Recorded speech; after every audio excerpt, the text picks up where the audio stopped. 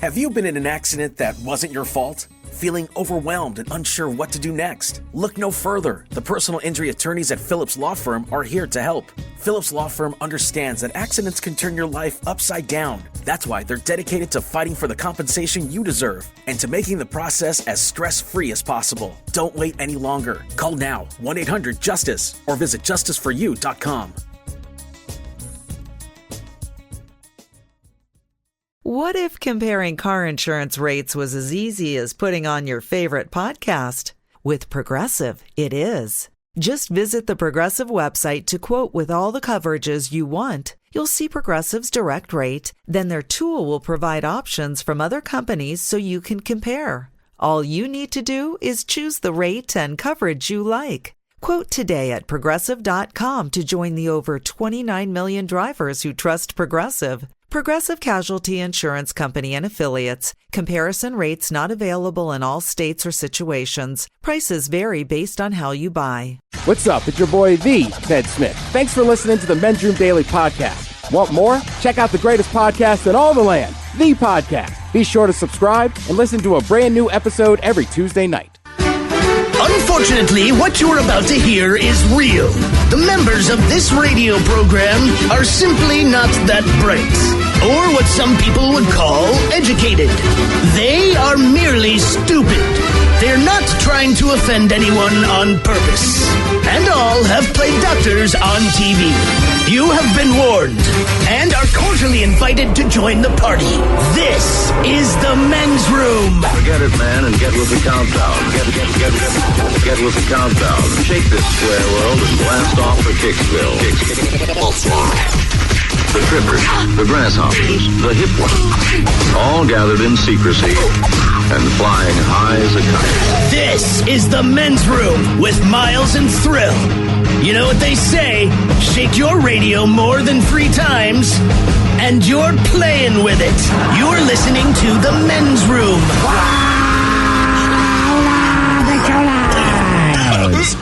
Hello, here we go. Welcome to Season 18, episode number 3,857. Along with Steve the Thrill Hill, the Ted Smith, and Mike Hawk. Montgomery! Thank you. Our Men's Room.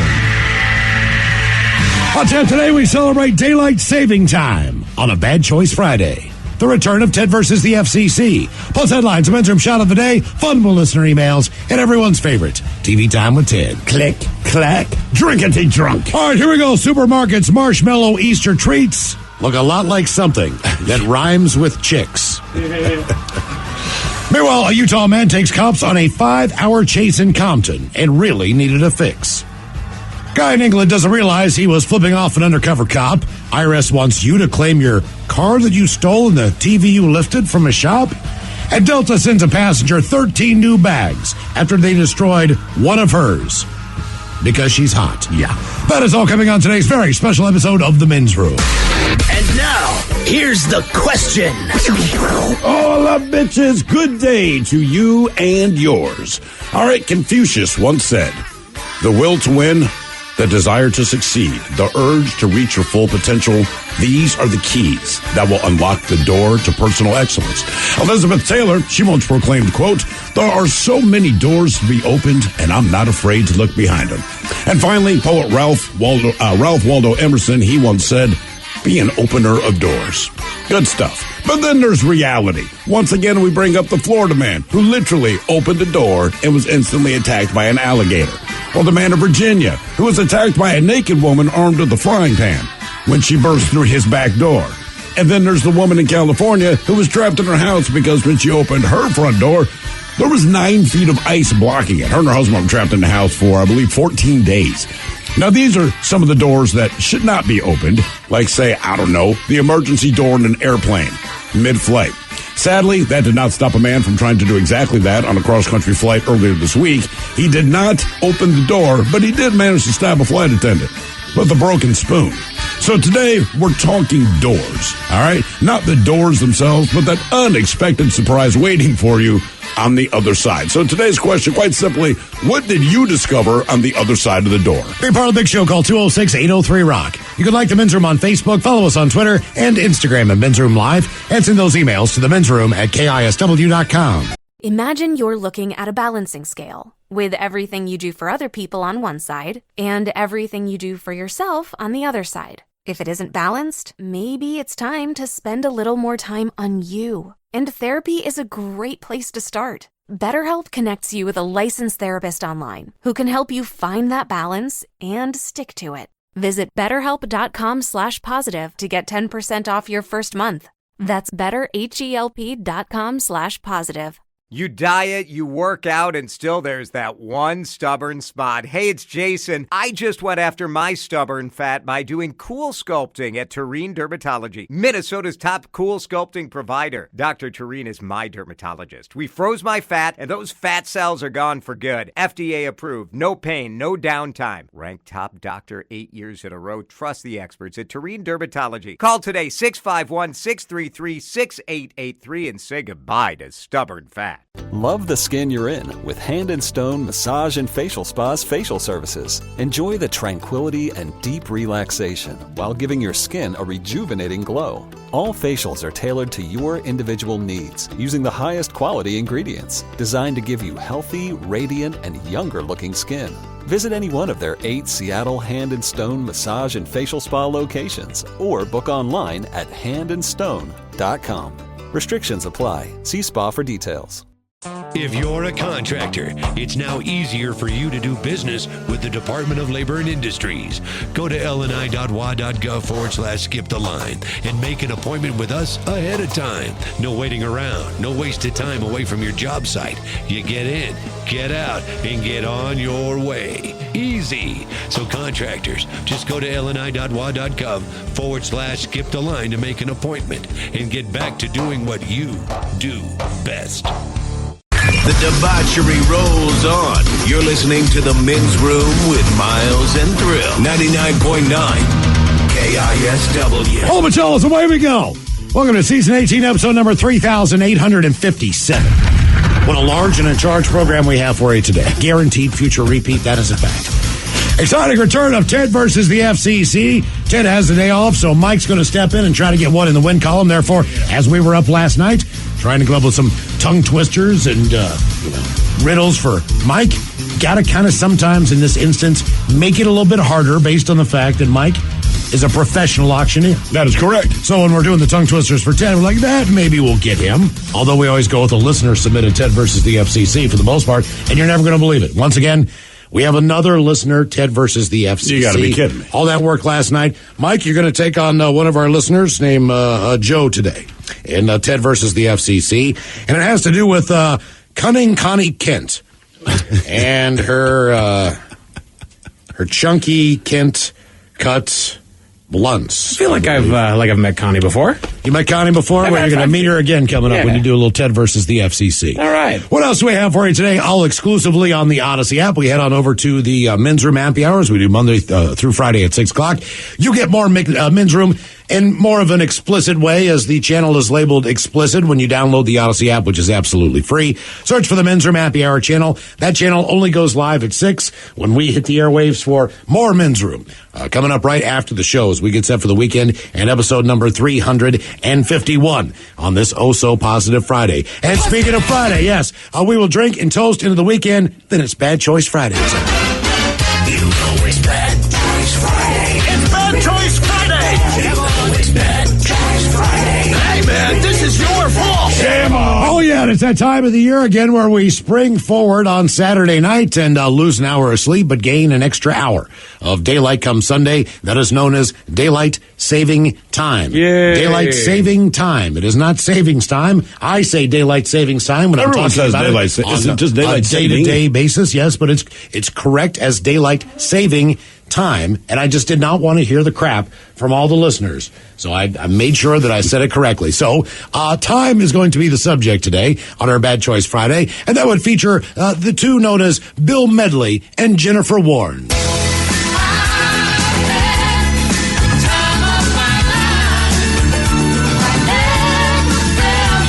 I didn't like this song when it came out. I didn't either. I still don't like it. Yeah, but you know what? All the girls in my class did. Oh, I know. Dude, What? I know. Well, if you're doing do a slow dance, but in this one, you got to kind of pick it up in the middle of the dance. You know what I mean? It starts out slow. Right. And now, which most middle school, junior high, high school boys can do, but when it comes to really breaking it down. Oh, yeah. That's bad. Nobody puts baby in the corner. That's the questionable part of this. Because you can go for a while slow, and all of a sudden it picks up, and you're like, oh, man, I'm going to have to put on my white man dance because that's all I got. But the nice thing about slow dancing means you get to touch her. You know what I mean? Like when you slow dance, you're always touching, man. But now we're when apart. you get to this stuff, we're apart, and my moves are not sick. Are you trying to spin? Okay. All right. Bill Medley and Jennifer Warnes from the Dirty Dancing soundtrack, and I've had the time of my life. Taking on Morris Day and the time.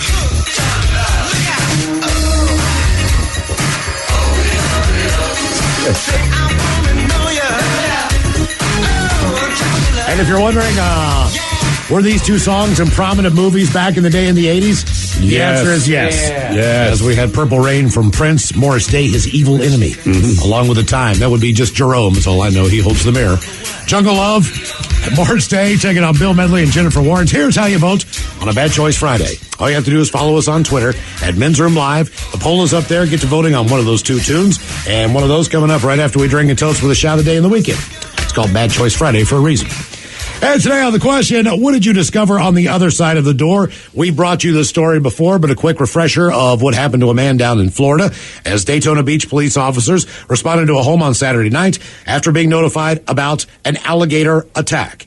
Police say the resident opened his front door after hearing a noise that he thought was someone just maybe looking for his son, one of his friends. Well, after opening the door, the gator lunged and bit him in the upper thigh. Went outside, didn't turn the light on, just got to step outside. Something grabbed me on the leg and started shaking violently. He thought it was a dog. It was an alligator. 6 feet or 7. I really didn't get a good look at it. When I saw what it was, I stepped back in the house, closed the doors, locked down, and had a large gash in the side of my leg, trying to put some pressure on it. They say they've seen alligators in the pond beside his house and behind his house before, but never on their front step. He was taken to the hospital where he had to have surgery. Right. On his leg. Fortunately, no damage to my knee, which I was kind of concerned about. Everything's going well. He did have plans to enjoy Daytona Bike Week, but he said he might have to wait for next year. Probably won't be biking anytime soon. But either way, he did survive an alligator attack by opening up the front door of his home. Now, when we were doing research on some of the stories for the question, things that happened behind the door, so I'm looking at this story, and then boom, a brand new story pops up in the same thing that I'm searching for, which I've never had happen before. Right. A woman in Clear Lake, Texas, received a scaly surprise when she opened her front door on Wednesday morning to find an 8-foot-long alligator curled up on her doorstep. I thought one of my friends was playing a trick on me when I opened the front door this morning until she breathed and then blinked at me. Harmon called the police, who arrived at the scene. Yesterday, Sergeant McCullough was dispatched to the house after the homeowner discovered the alligator, and then alligator wrangler Tim DeRamus was also called to the scene. DeRamus told a Houston television station, the deal is, you're going to see an alligator at this time of the year. This is back to mating season. This is back to the same exact reason why the man was bitten, I believe, on the leg in Florida. According to the Texas Park and Wildlife Department, March through May is the peak time for alligator breeding and nesting, when they tend to be more active and are more likely to encounter humans. Let's get it on. He said at this time of the year, alone with his job, just between that time, he catches around 100 gators. Damn. Between March and May, which is a lot. Some of that sexy cloaca. Yeah, at the time. Now, this is a different experience, and this happened in Virginia. A 35-year-old woman was shot in the leg by a Virginia homeowner after she allegedly broke into his house naked and attacked him with a frying pan, according to police. Paula Locklear was taken into custody last week and charged with 1 count each of felony breaking and entering of an occupied home while armed with a deadly weapon to commit larceny, assault, and battery and damage to property. Frying pan is a deadly weapon now. I believe a cast iron frying pan. Oh, cast iron. Okay. Is, in fact, probably a lethal weapon. She suffered from a single gunshot wound to the leg. Personnel arrived from the EMS, transported the woman to a local hospital for treatment. They determined the shooting to be the result of Locklear allegedly breaking into the residence of the homeowner, whose name is not mentioned in the release. Homeowner told investigators he heard a noise in the rear of his home and went down to the kitchen to investigate. When he got there, he observed an unclothed female, which we know is naked, who was unknown to the homeowner, coming into the rear door.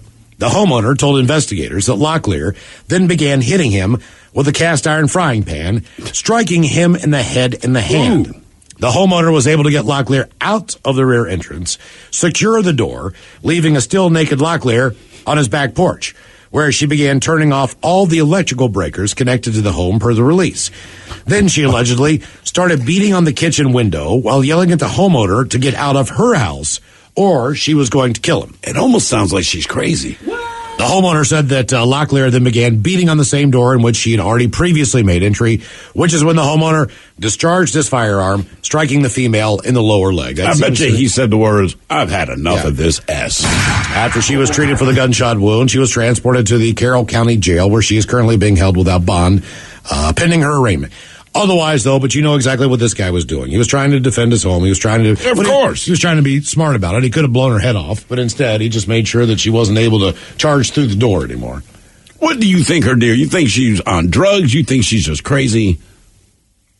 I would have to think that she obviously, not knowing if she has some kind of a mental condition, she thought she's got some kind of mental condition. She thought that was her home, but based on the fact that she was naked... Right. My guess, and back to Virginia, there still is a pretty heavy PCP use. And going back to profile, this is what Ted would say. Look, if somebody's naked, more than likely they are on PCP, and he knows that story very well growing up where he grew up. If you see somebody naked in the middle of the road as you're driving downtown, PCP. You know it's PCP. If you're driving down the road in the middle of Portland, you don't know what in the hell's going on. It's just a naked guy walking down the street. There might be nothing going on. It's Portland. He might just be naked because that's how he rolls. Right. But now you're right. PCP in Virginia, that makes a lot of sense. And Mike, we were talking about this yesterday.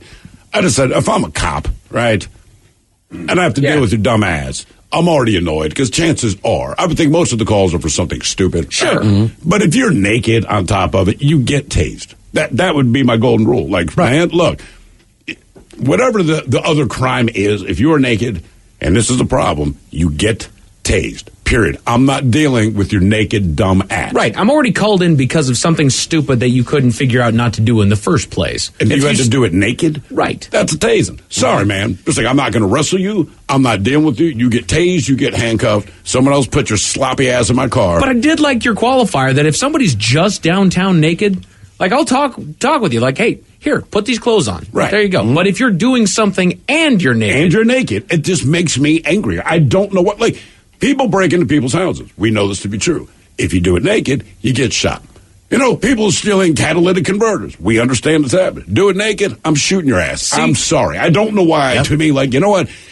You're just trying to be difficult. But the thing is that I would do something like rob a bank naked. Because the thing is that they're not going to be looking at my face. That's a good point. Like anything to draw that eye. That's not as long as you don't have any distinctive tattoos or anything that can be identified. Right. So you're saying rob a bank naked. If you're gonna rob something where there are witnesses, be naked because it's less likely that they can get a description. I guarantee you they will not get an accurate description because all they'll have is that I was just this pasty, hairy, naked man. Are you wearing a ski mask? I might I might go the extra mile and just put on sunglasses. Just this is just a theory that they're not going to recognize. Well, let me ask you a question. So being naked says, you know, there's obviously yes, it does. this guy's a little off, right? Right. Okay, but you get a naked guy. He's just coming in there. He's robbing the bank. All right, but now your plain white T-shirt.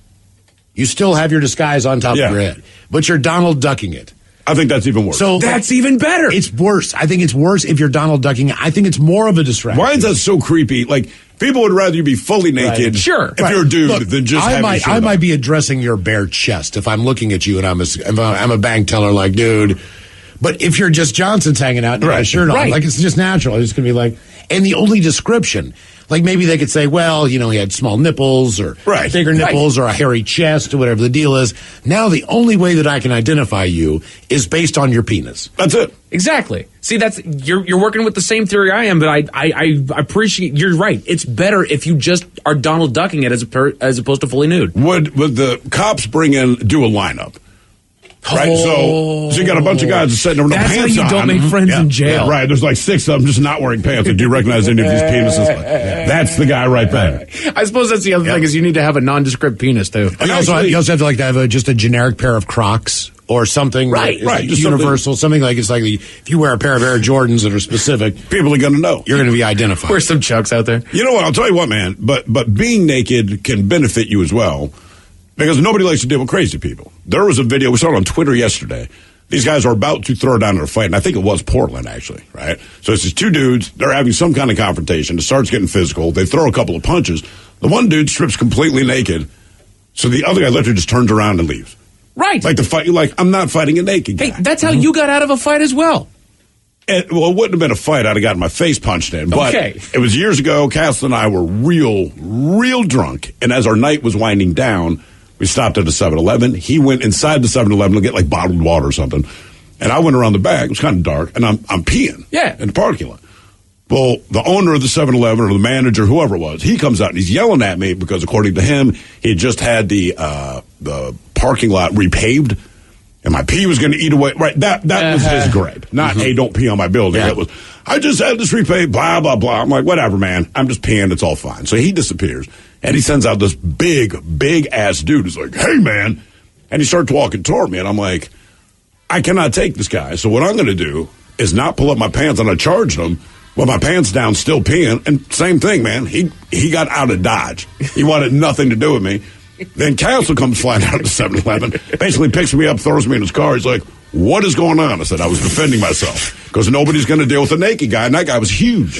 Our question, what did you discover on the other side of the door? 206-803-ROCK. What you watch depends on what kind of mood you're in. Sometimes you're craving comedies like Friends or South Park, and sometimes you're more into dramas like HBO's Succession and House of the Dragon. There's also cooking shows like Chopped and Beat Bobby Flay, and even movies like The Lord of the Rings and Shazam! Fury of the Gods. Well, Max is the streaming destination that has the best of entertainment for whatever mood you're in anytime. And plans start at as little as $9.99 a month. Max, the one to watch. Subscription required. Visit Max.com. T-Mobile's network can help keep you connected to all your favorite podcasts when you're out and about. Whether you're an early bird looking to dive into a daily news podcast or a night owl who wants to catch up on the latest reality TV drama, T-Mobile will keep you connected on their strong and reliable network. T-Mobile covers more highway miles with 5G than anyone. So if you need great coverage, especially when you're on the go, check out T-Mobile. Find out more at T-Mobile.com/CY.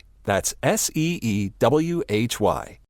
Odyssey celebrates Pride by amplifying the voices, music, and conversations of the LGBTQ+ community. Download the free Odyssey app and listen to podcasts celebrating and having conversations about the issues facing LGBTQ+ Americans, like It's Okay to Say Gay, Queer Intentions, and The Bald and the Beautiful with Trixie Mattel and Katia Zamo. To hear music by and for the LGBTQ+ community, plus podcasts and more, go to odyssey.com/pride or download the free Odyssey app. That's AUDACY. 99.9 KISW. The shenanigans continue.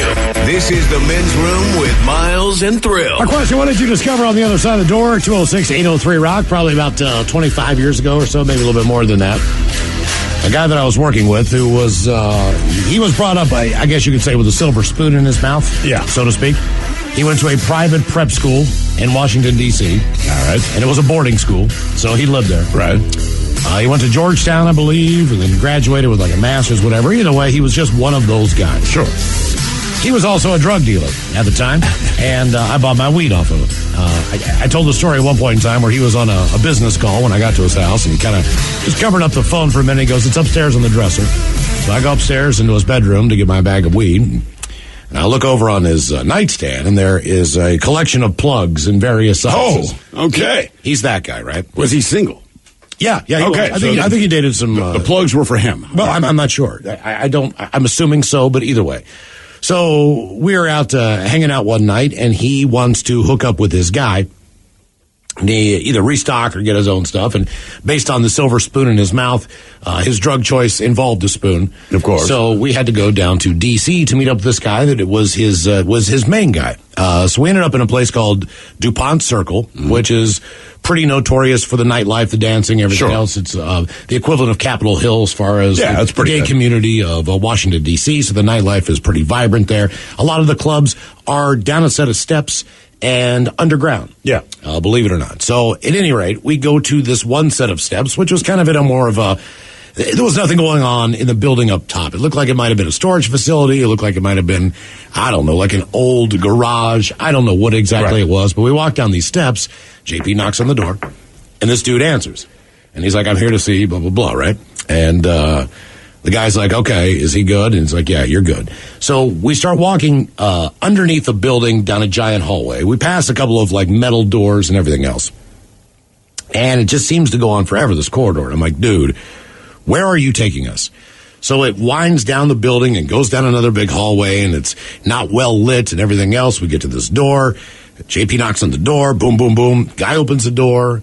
There is an entire casino underneath this building. And I'm talking tables. I'm talking dealers dressed with ties. The place is packed. The room is full of smoke. The guy that he wanted to see was at the table. So we had to wait at the bar, basically, until he got done doing his thing. JB just noted to him, hey, I'm here, man. So whatever, we go and sit at the bar. A couple fun facts about this place that I did not know. I ordered a drink. He ordered a drink. I go to pay with a credit card. Oh, no. Well, first of all, sir, everything's free. Oh, really? Everything is free as far as the drinks are concerned. I'm like, all right. He's like, it's understood that you just tip on your drinks. And you tip cash. Yeah. There are no transactions. So they're not using credit card in this room that do not, and I'm looking around because there are people on dates. There are people, everybody's very serious about the games they are playing and everything else. And it is bizarre to be in this private gambling hall. That's completely illegal. That's completely illegal. Now, he gets his stuff. We finish our drinks and we leave, and I walk out of there and I'm like, that is one of the most surreal, bizarre experiences. It's almost like you opened up this door and then on the inside was Vegas. Right. I mean, they had lights. I do not know how these people walk in and walk out. I don't know if there's a back door. I don't know if they walk in and park in there. Right. Because it has to be obvious. It has to be obvious. I don't know how it's not. Right. Even though it really wasn't. But at the same point in time, I'm like, that is the craziest thing that I have ever seen in my life. I mean, just as far as the unexpected. Sure. I just thought we were going to go meet. He never told me any of this stuff. He just said, I got to go meet my guy. I know where he is. We'll go meet him, and then we'll drive back. Well, that's fair enough for me. Sure. But I'm in there for like a half an hour, and I'm like, this is insane. And there were no slots or anything like that. It was all tables. Right, all table games, sure. All table games, but every single table was packed. Everyone in there was smoking. Everyone looked very important. Everyone was wearing suits. It looked like it was DC is that way anyway. It is, for sure. But that area of town isn't that dressed up in that way, not in a three-piece suit kind of way. You'll look good to go out. Yeah. But you're not dressing like this. I mean, it looked like to me like lobbyists, all these different people. You've probably heard of everyone in there. You just don't know their face. Right. In other words, you did not feel threatened being in there just based on this to-do clientele, but at the same time you knew that at any moment, I just kind of felt like, man, what's next? Right. Our question, what did you discover on the other side of the door? 206-803-ROCK. A couple of quick texts there. Says, the worst thing I ever opened the door to, walking in and my best friend shining his helmet in the same room as my dog who had just had puppies. I don't know how you get in the mood. I mean, whatever, man. Whatever works. And then as far as getting naked, I just said, if I'm a cop, I'm tasing your ass. Just somebody says, Thrill, here in Idaho, Post Falls, we as cops, we can do that with naked people and tasers. Washington, you cannot, but you need to toss them first. But I live in Spokane, but work in Post Falls. So in Idaho, you're naked, they're tasing your ass.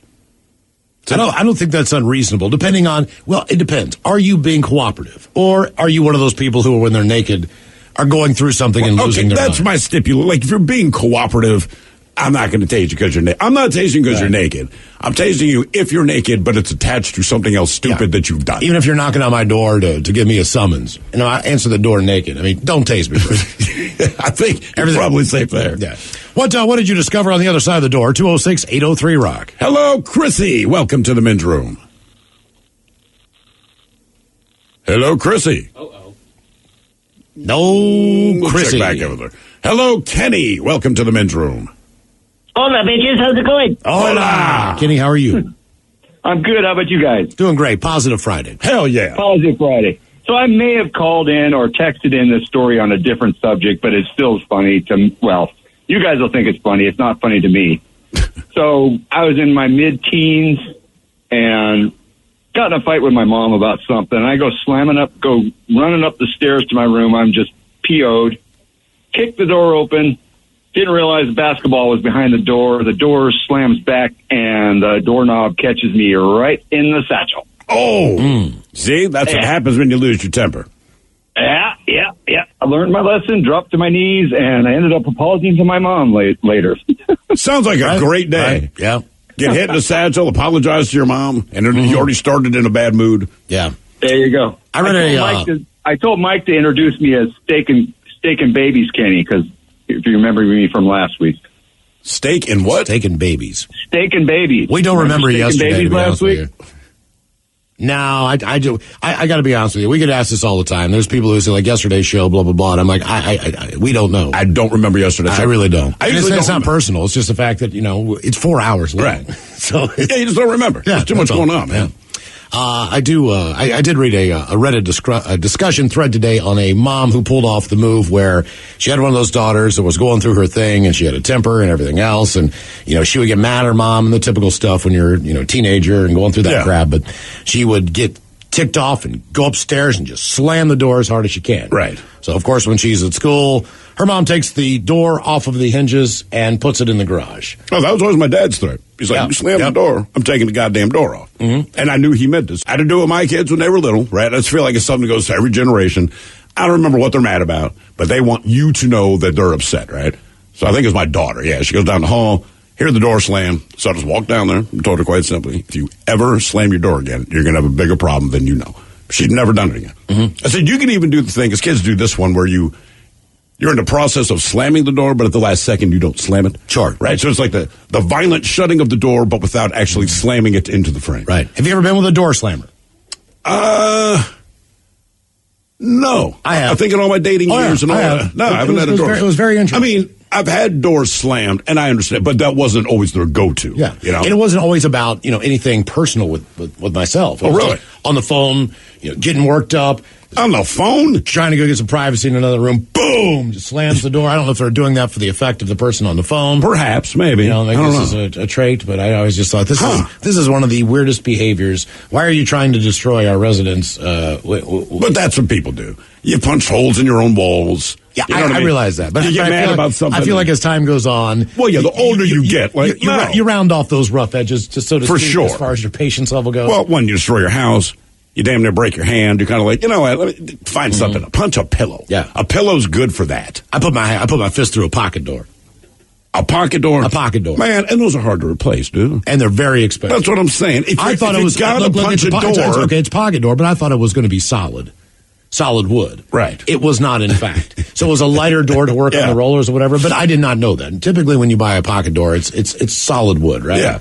So I put my fist through that one night in the middle, bit of rage, and I went all the way through the damn thing. And this is years ago. Did you immediately calm down like, oh, no? I just looked at that and I was like, my hand wasn't really messed up. I must have hit just the perfect spot. Right. Punched through it. And I'm like, that was the dumbest thing I ever could have done in my life. Now this will cost me money. Exactly.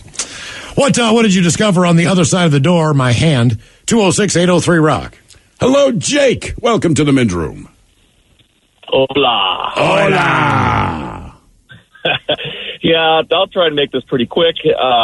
Me and 4 other friends, back when we were about 20 years old, we were over at this gal's house having a little party. There was 4 girls, 4 guys, and we were enjoying ourselves, drinking, doing other things. And as the night laid on, I just decided to kind of roam around the house a little bit.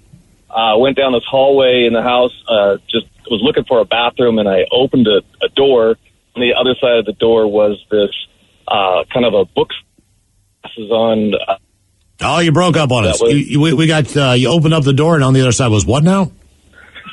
Opened up the door, and on the other side was this book smart, kind of librarian-looking Asian girl reading in bed. And I went, "Oh, hi." And she was very timid. And I started talking to her, and it wasn't 5 minutes later, we were going at it. And going at it for about 20 minutes and half hour, my buddies poked their head in and said, "Hey, we're leaving. We got to go." We're about 30 miles away from Seattle. I'd walk. I don't know. And so anyway, they said, don't call me. Don't call me on the phone. We're leaving now. Don't you call me. Well, so I said, just go. And so they left. And sure enough, about 20 minutes later, I call them and say, could you guys give me a ride home? Right, of course. How to spend the night. I get it, though, man. I mean, it's like, look, I'm having sex, guys. I understand things are going on. I'm going to complete this mission, and then I'll figure something out later. This does not happen to me often. No. Or ever, for that matter. Yeah, that sounds like a penthouse letter, to be honest with you. It does. I had to walk home 30 miles. They wouldn't come get me. How long did high and dry? How long did it take? Well, I wouldn't say you were dry. How long did it take you to get home? Oh, it was hours. I mean, it was late at night, and the streets were quiet. I was just, oh my God! I walked about 7 miles home one night. I think 7 or 9 8 is the top that I've done. Yeah, we've done some pretty long drunken hauls trying to get home, just for whatever reason. Like, I'm walking. Yeah, I mean, well, when you're drunk, everything seems like a good idea. Mm-hmm. And when you're drunk, you believe you can deal with it. Oh, yeah. I told you. I'll walk 30 miles. When we first got here, we were in, God, I don't know. We were in probably like Queen Anne. What the hell's Lower Queen Anne called? Why does it always escape me? Uptown. We used to be called Uptown. So the very lower part of that. Now, I knew for a fact that I could see the 3 towers that sit on top of Queen Anne Hill from my home in Fremont. Right. So I'm like, look, man, I'm going to go over the top of this bad boy. I know the canal's down there. I'll go across the bridge. I'll be good to go. So I get up to the top of this hill, which is not fun at all when you're hammered in the middle of the night. Queen Anne, it's a hill. Right. So I get to the top of this bad boy. I see the bridge. I see the lights. I'm like, yes, I pulled this off. Start walking across the bridge. I'm like, this bridge is longer than normal, man. What the hell's going on? It takes forever. I'm pretty hammered. And I realize when I get to the other side, I'm in Ballard. Oh, you go to the wrong goddamn bridge. Went the wrong way, but I am so, by this point in time, I've already walked like 3 or 4 miles. Right. Now I got to walk another 2-3 miles home. I'm just like, this absolutely sucks. It does suck. It does. Especially when you made a wrong bridge, man. How did you not, you were that drunk? I just saw the bridge. The bridge was up when I saw it. Okay. So I'm like, that's what the Fremont Bridge does. Didn't even dawn on me to think that, that's the wrong bridge. The bridge is up, whatever. What did you discover on the other side of the door? 206-803-ROCK. Hello, Kurt. Welcome to the men's room. Hello, Kurt. Hey, how's it going? Hola. Is that any better? Not really. No, you're fading in and out. Ah, crap. Well, anyway. Can you hear me? Well, you keep breaking in and out. All we can hear is you saying, can you hear me? Anything else you've said, we haven't heard. So just start with your story then. Okay, so grew up in a small house, family, middle of nowhere, and now I can hear. All right, you're going to have to call us back. You got to call us back, man. Yeah, keep breaking it out. I'll tell you, the greatest door opening I've had, what's his name? I believe his name was Nicky. It's a dude, kind of familiar with him, nice enough guy.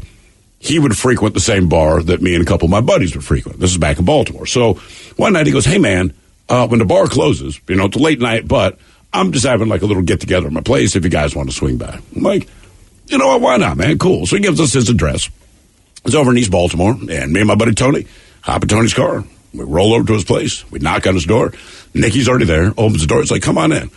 I had no idea that this is what we were going to see. When we step into his house, all right, there's Nicky, there's one other dude, and then there's me and Tony. And then there's probably 15 chicks wearing nothing but lingerie. What? Playing Twister in his living room.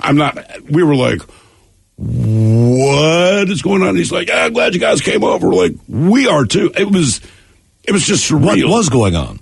That's how he rolled.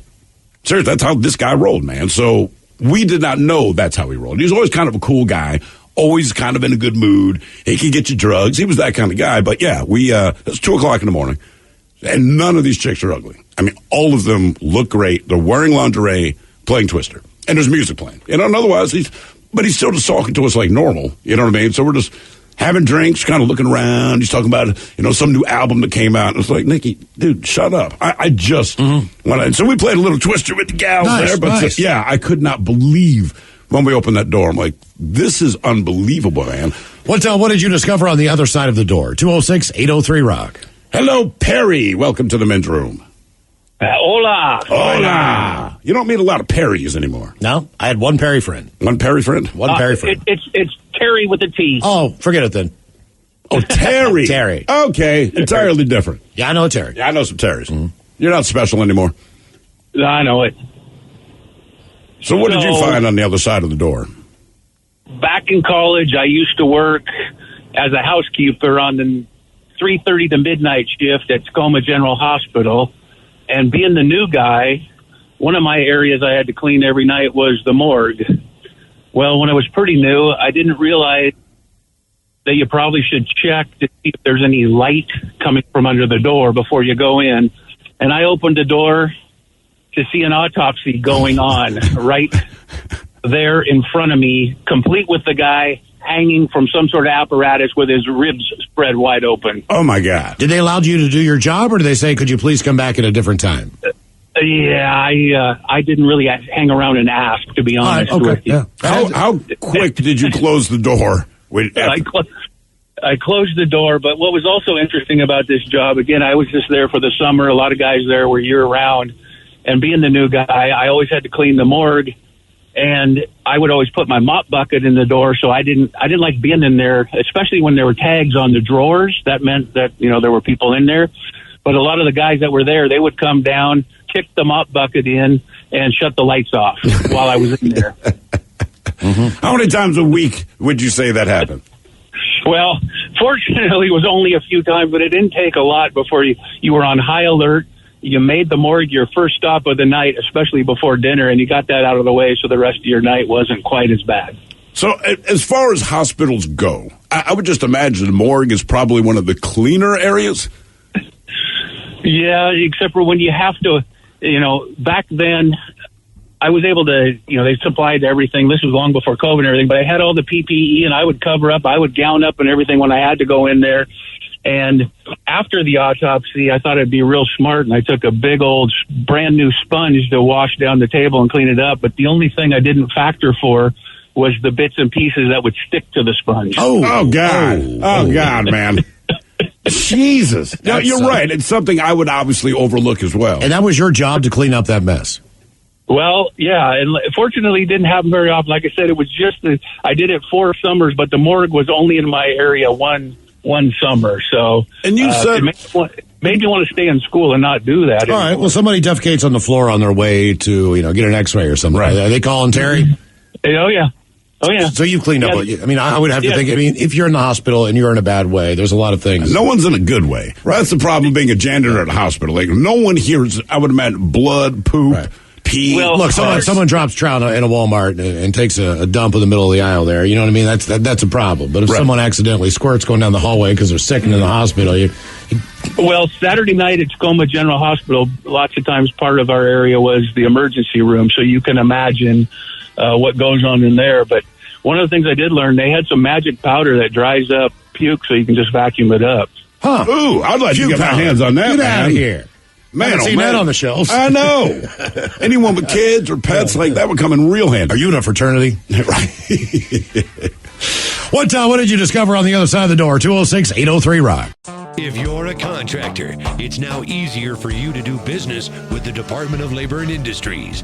Go to lni.wa.gov/skip the line and make an appointment with us ahead of time. No waiting around, no wasted time away from your job site. You get in, get out, and get on your way. Easy. So contractors, just go to lni.wa.gov/skip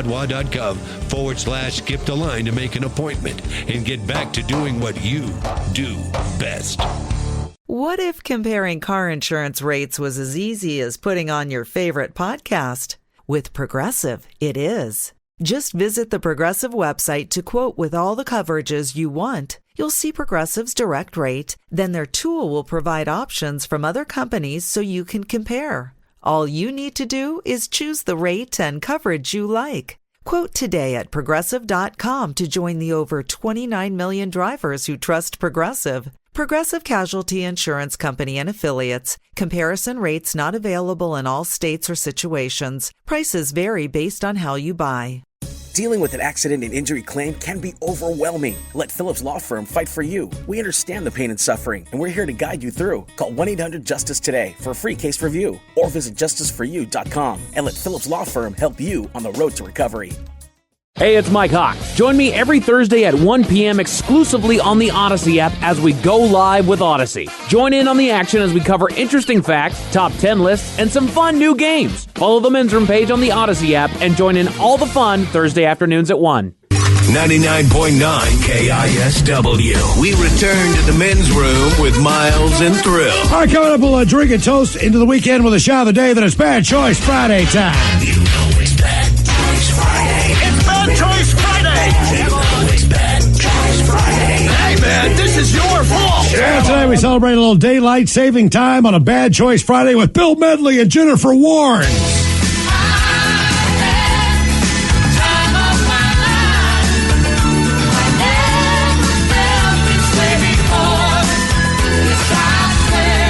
From the Dirty Dancing soundtrack. How dirty was the dancing? Real dirty. Oh, it's tame. It was. I've had the time of my life taking on Morris Day and the Time.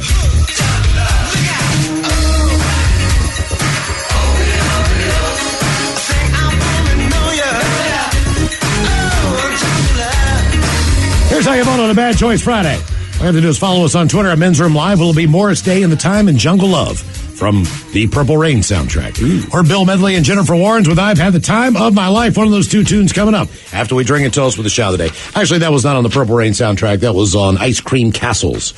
Morris Day, but featured in the movie, if I'm not mistaken. This is a bizarre story. It does not have the happiest of endings, but it's completely bizarre.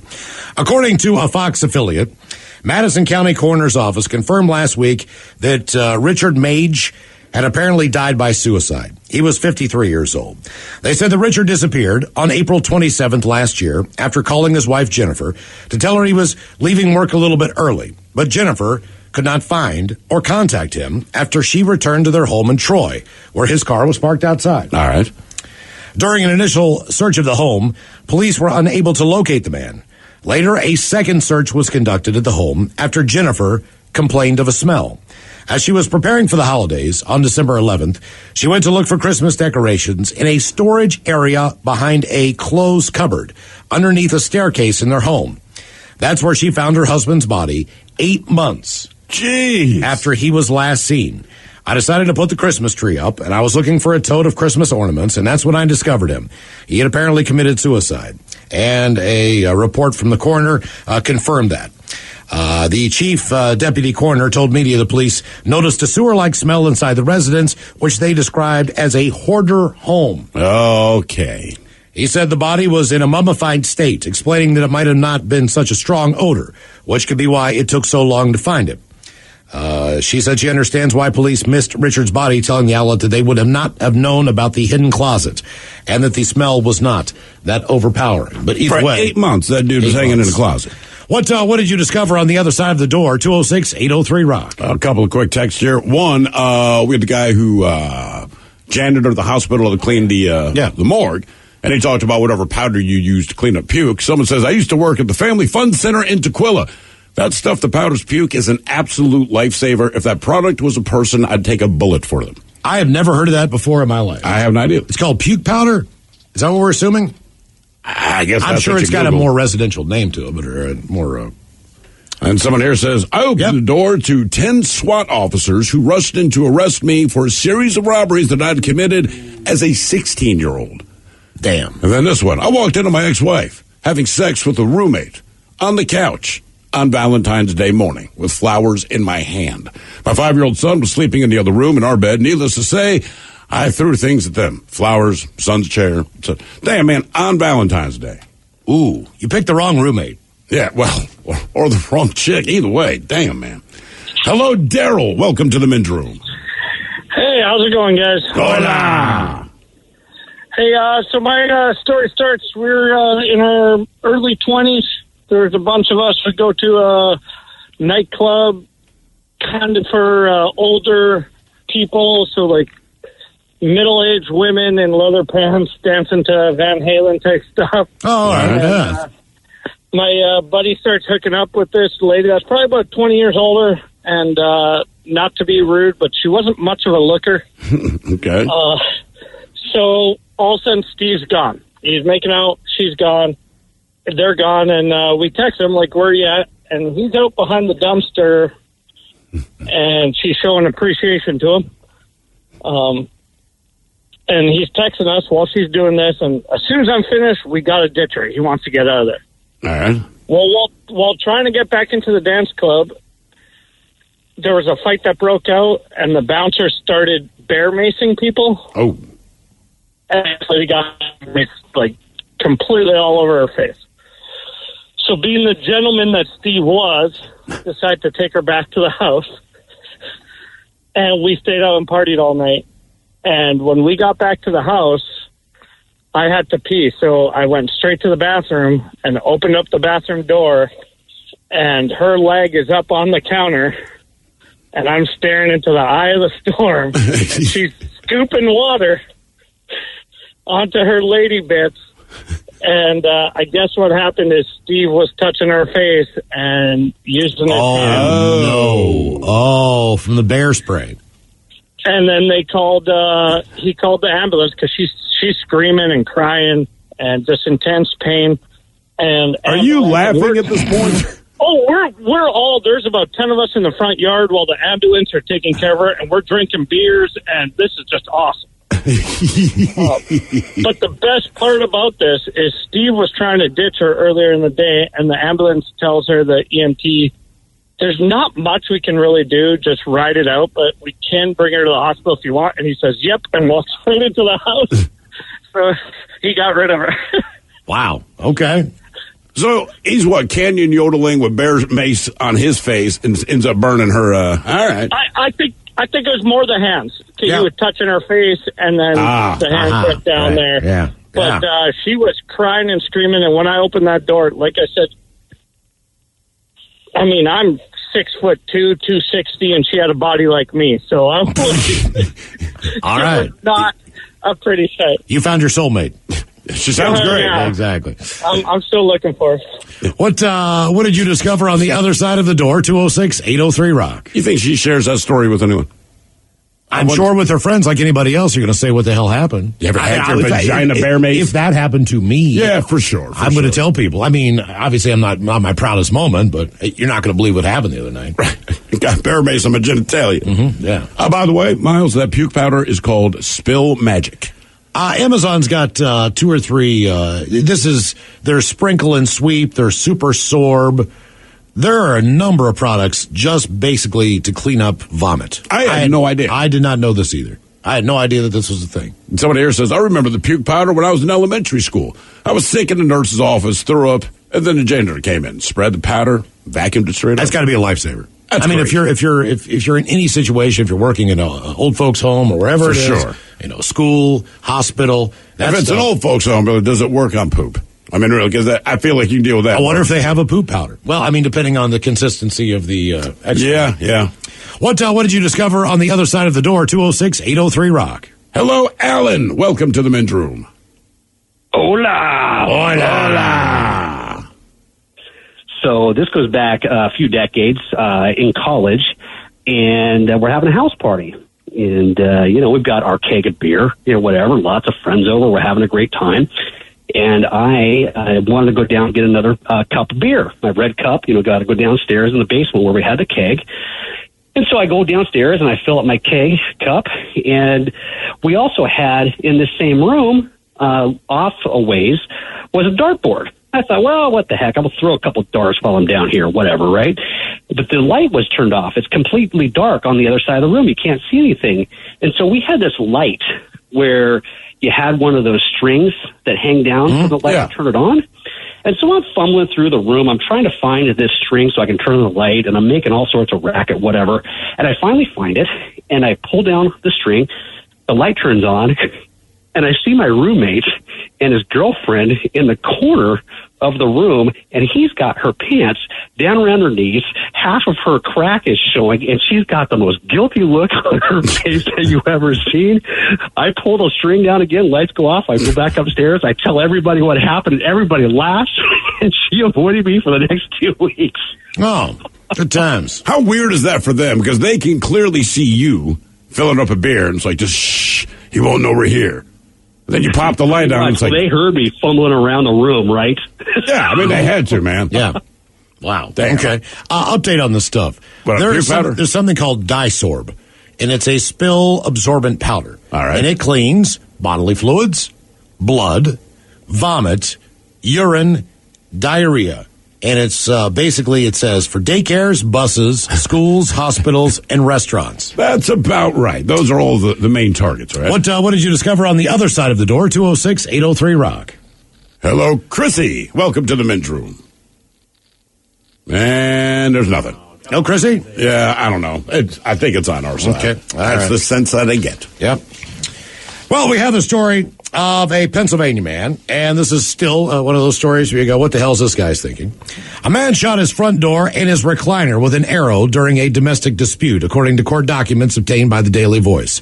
After a hang-up call to 911, state troopers went to Carl Virgil Miller's home along Portage Borough at 3 o'clock in the morning, according to a release by the State Department, by the state police.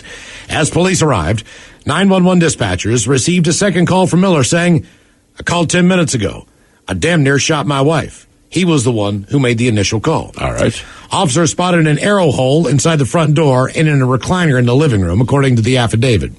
The 48-year-old Miller later admitted to shooting one of his 2 crossbows at his wife during an argument. Jeez. Because he just really wanted to scare her.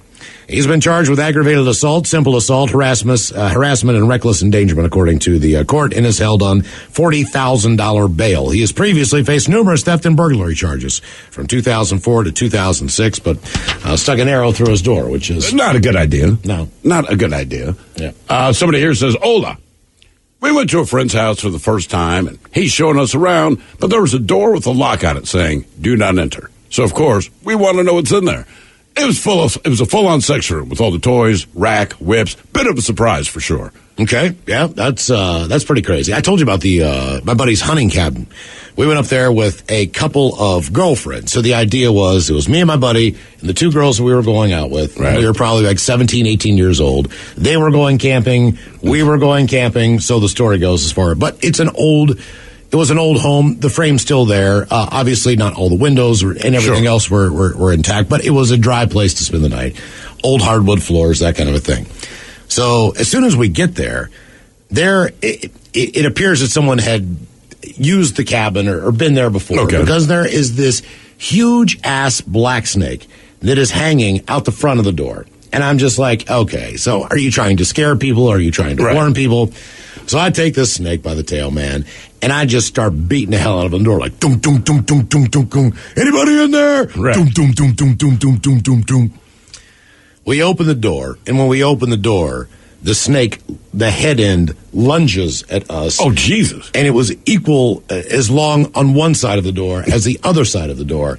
And you could not believe the slit that the snake was squeezing through.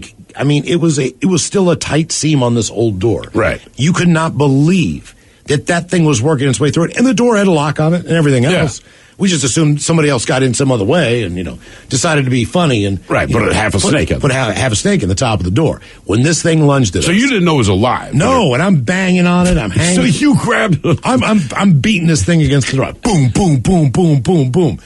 And the girls that we were with, man, they freaked the F out. This thus ended our camping in the hunting house, night of what we were going to think was going to be, hopefully for both of us, guaranteed sex, a very enjoyable time. Sure, but no, because of me banging the snake on the door, they refused. But I swear to you, I was more amazed. I mean, I still was thinking about how did that snake slide through that seam on that door? Even more so than even on the way home, I'm like, that goddamn snake, man. That was the damnedest thing I've ever. And black snakes aren't dangerous. They will bite you. They'll leave a puncture wound, but they're not good. They're not venomous, right? It's a service wound for the most part. It's never good to be bit by anything. Sure, but in this case, they don't have the sharpest teeth in the world, et cetera, et cetera, et cetera. They basically eat rats and mice and everything else, but they're also 7 goddamn feet long. Right. So you don't, and they're thick. Like when I was holding on to them, man, it felt like the handle of a baseball bat. Right. It was still pretty sizable. And I did not, and it didn't feel alive. It wasn't trying Would to you have curl up. grabbed it if you knew it was alive? Hell no. Even though it was an ass end? Hell no. Absolutely not. What did you discover on the other side of the door? 206-803-ROCK. Hello, TC. Welcome to the men's room. Hola, bicholas. Hola. Used to work for a company. We ran around the West Coast feeding forest fires on site. We left a 750-man camp in east of Salem, Oregon, came up to Gifford Pinchon National Forest, where Mount St. Helens is, to a 2,000-man fire, 1,000 on each side of a valley. Get there at 11 o'clock at night, got to start prepping for breakfast, open up the 40-foot freezer and the 40-foot cooler trucks, and it looked like somebody thrown in 3 or 4 hand grenades each side. We had to empty them out and clean up and then restock them and then start breakfast. What had someone had done? Oh, they just rushing in there, weren't doing the proper stuff. Totally disorganized. Oh, so you just had to go in there and fix everything up. Okay, we got you. I thought you meant that they blew up your kitchen. Right. All right. Well, yeah, well, thank God you've never had children, because if you did, you'd know this every single time you open up the door of the refrigerator. What did you discover on the other side of the door? 206-803-ROCK. Hello, Mark. Welcome to the men's room. Liquor and whores. Liquor and whores. Mark, are you there? How you guys doing today? Oh, we're doing great, man. Positive Friday. Hell yeah. Absolutely.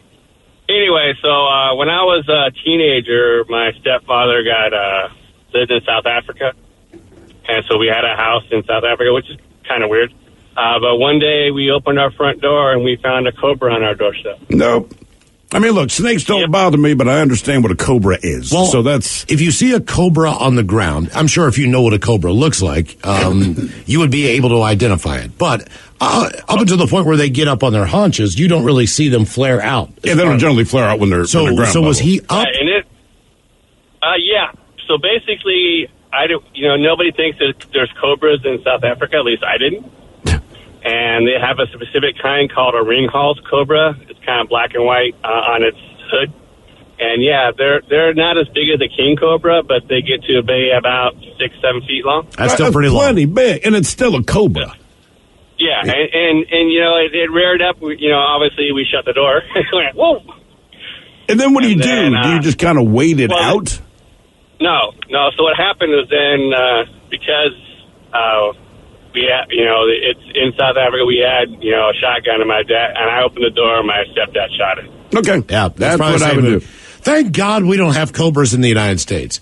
Of all the whack jobs out there that get lions and tigers and all these exotic animals and bring them in, I'm sure some jackass has got a cobra somewhere. I'm sure. But thank God they haven't reproduced or started living here, overpopulated, like in the Everglades, where all the... You might have cobras in the Everglades. Well, what I'm saying, I don't know. That's obviously not their environment. Th're more of an arid but they would adapt. Snake. But, I mean, in Arizona, which is the Florida of the West Coast, oh, man, we got an outbreak of cobras. What's the worst animal we have here, right?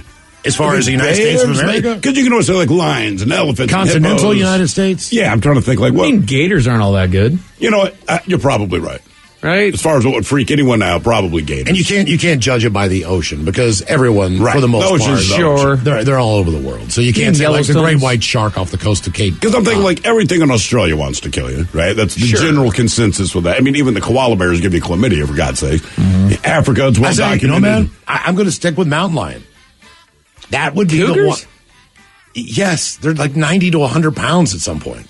But how many cougar attacks are we getting every year? I'm saying what I don't want to run into personally. Yeah, I just feel like we do better in North America than a lot of the other continents do as far as our wild. I mean, look, an elk can kill you. Sure. We know that. But that's because mild survival got it. I mean, you got the laser pointer, you got the ring toss game for the elk. But I feel like we have fewer animals that actively seek to kill you. We do, but they're not as... They're like, you can survive being bitten by a black widow spider. You can survive, obviously, a scorpion sting or something like that, or even a rattlesnake bite. Does Europe have any, like, freaky animals? You know, like when you go to the zoo, man, it's all Africa, it's all Europeans. Asian. Yeah, the Europeans themselves. I'll tell you one thing I never want to mess with. We got honey badgers. Yeah. Wolverines. Right. Any of those families, minks are nasty as hell. They are mean as that whole animals. family of those things, man. Don't mess with any of them. It's like Michigan and Wisconsin and all that crap. What did you discover on the other side of the door? 206-803-ROCK. Imagine you're looking at a balancing scale with everything you do for other people on one side and everything you do for yourself on the other side. If it isn't balanced, maybe it's time to spend a little more time on you. And therapy is a great place to start. BetterHelp connects you with a licensed therapist online who can help you find that balance and stick to it. Visit BetterHelp.com/positive to get 10% off your first month. That's BetterHelp.com/positive. You diet, you work out, and still there's that one stubborn spot. Hey, it's Jason. I just went after my stubborn fat by doing cool sculpting at Tureen Dermatology, Minnesota's top cool sculpting provider. Dr. Tureen is my dermatologist. We froze my fat, and those fat cells are gone for good. FDA approved. No pain, no downtime. Ranked top doctor 8 years in a row. Trust the experts at Tureen Dermatology. Call today, 651-633-6883, and say goodbye to stubborn fat. What you watch depends on what kind of mood you're in. Sometimes you're craving comedies like Friends or South Park, and sometimes you're more into dramas like HBO's Succession and House of the Dragon. There's also cooking shows like Chopped and Beat Bobby Flay, and even movies like The Lord of the Rings and Shazam! Fury of the Gods. Well, Max is the streaming destination that has the best of entertainment for whatever mood you're in anytime. And plans start at as little as $9.99 a month. Max, the one to watch. Subscription required. Visit max.com. If you're a contractor, it's now easier for you to do business with the Department of Labor and Industries. Go to lni.wa.gov/skip the line and make an appointment with us ahead of time. No waiting around, no wasted time away from your job site. You get in, get out, and get on your way. Easy. So contractors, just go to lni.wa.gov/skip the line to make an appointment and get back to doing what you do best.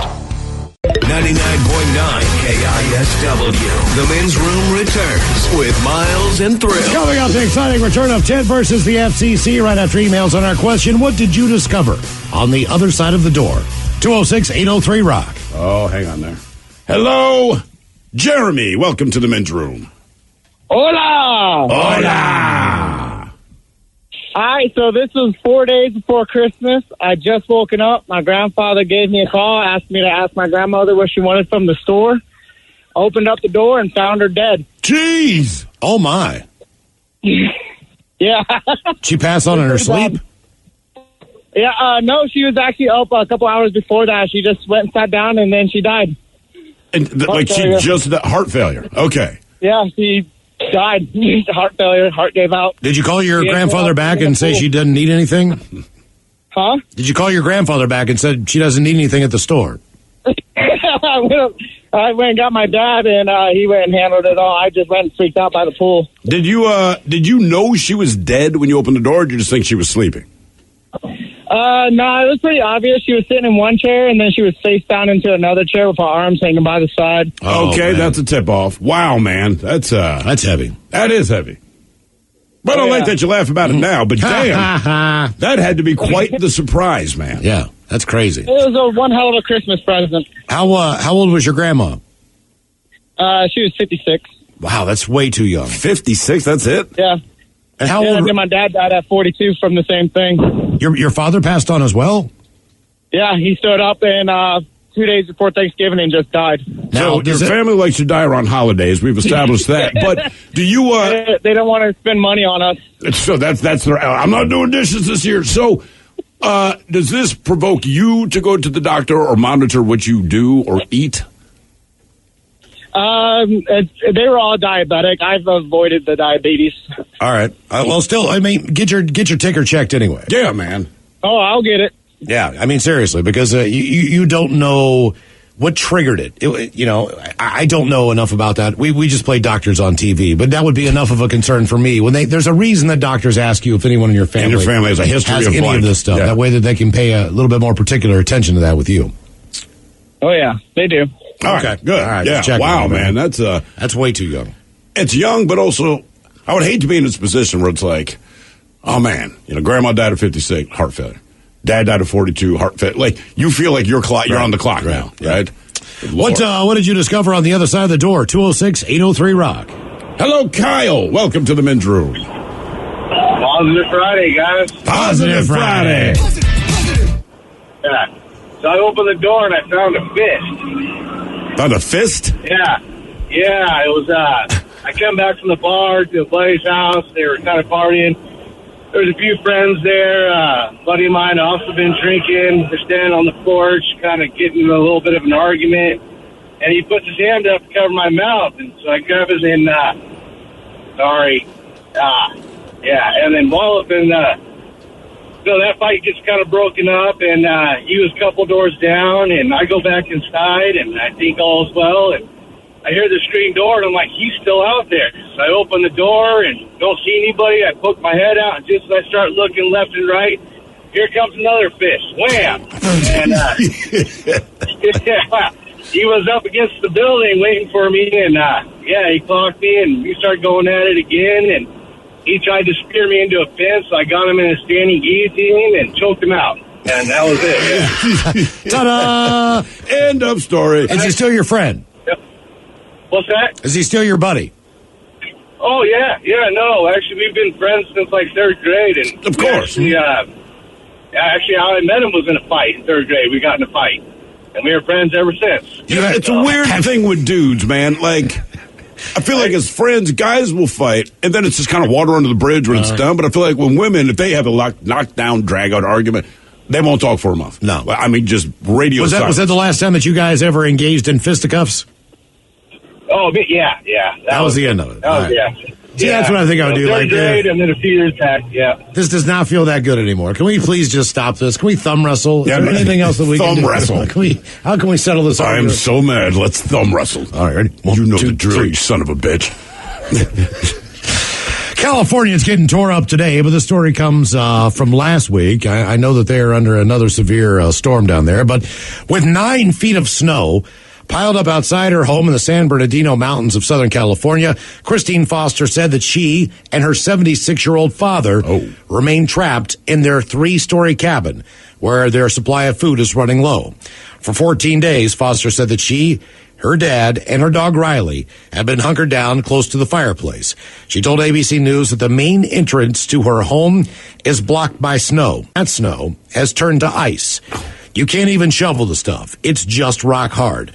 Shovels just break, she said, in a telephone interview from her home, which said is about an hour drive from downtown Los Angeles, to give you an idea.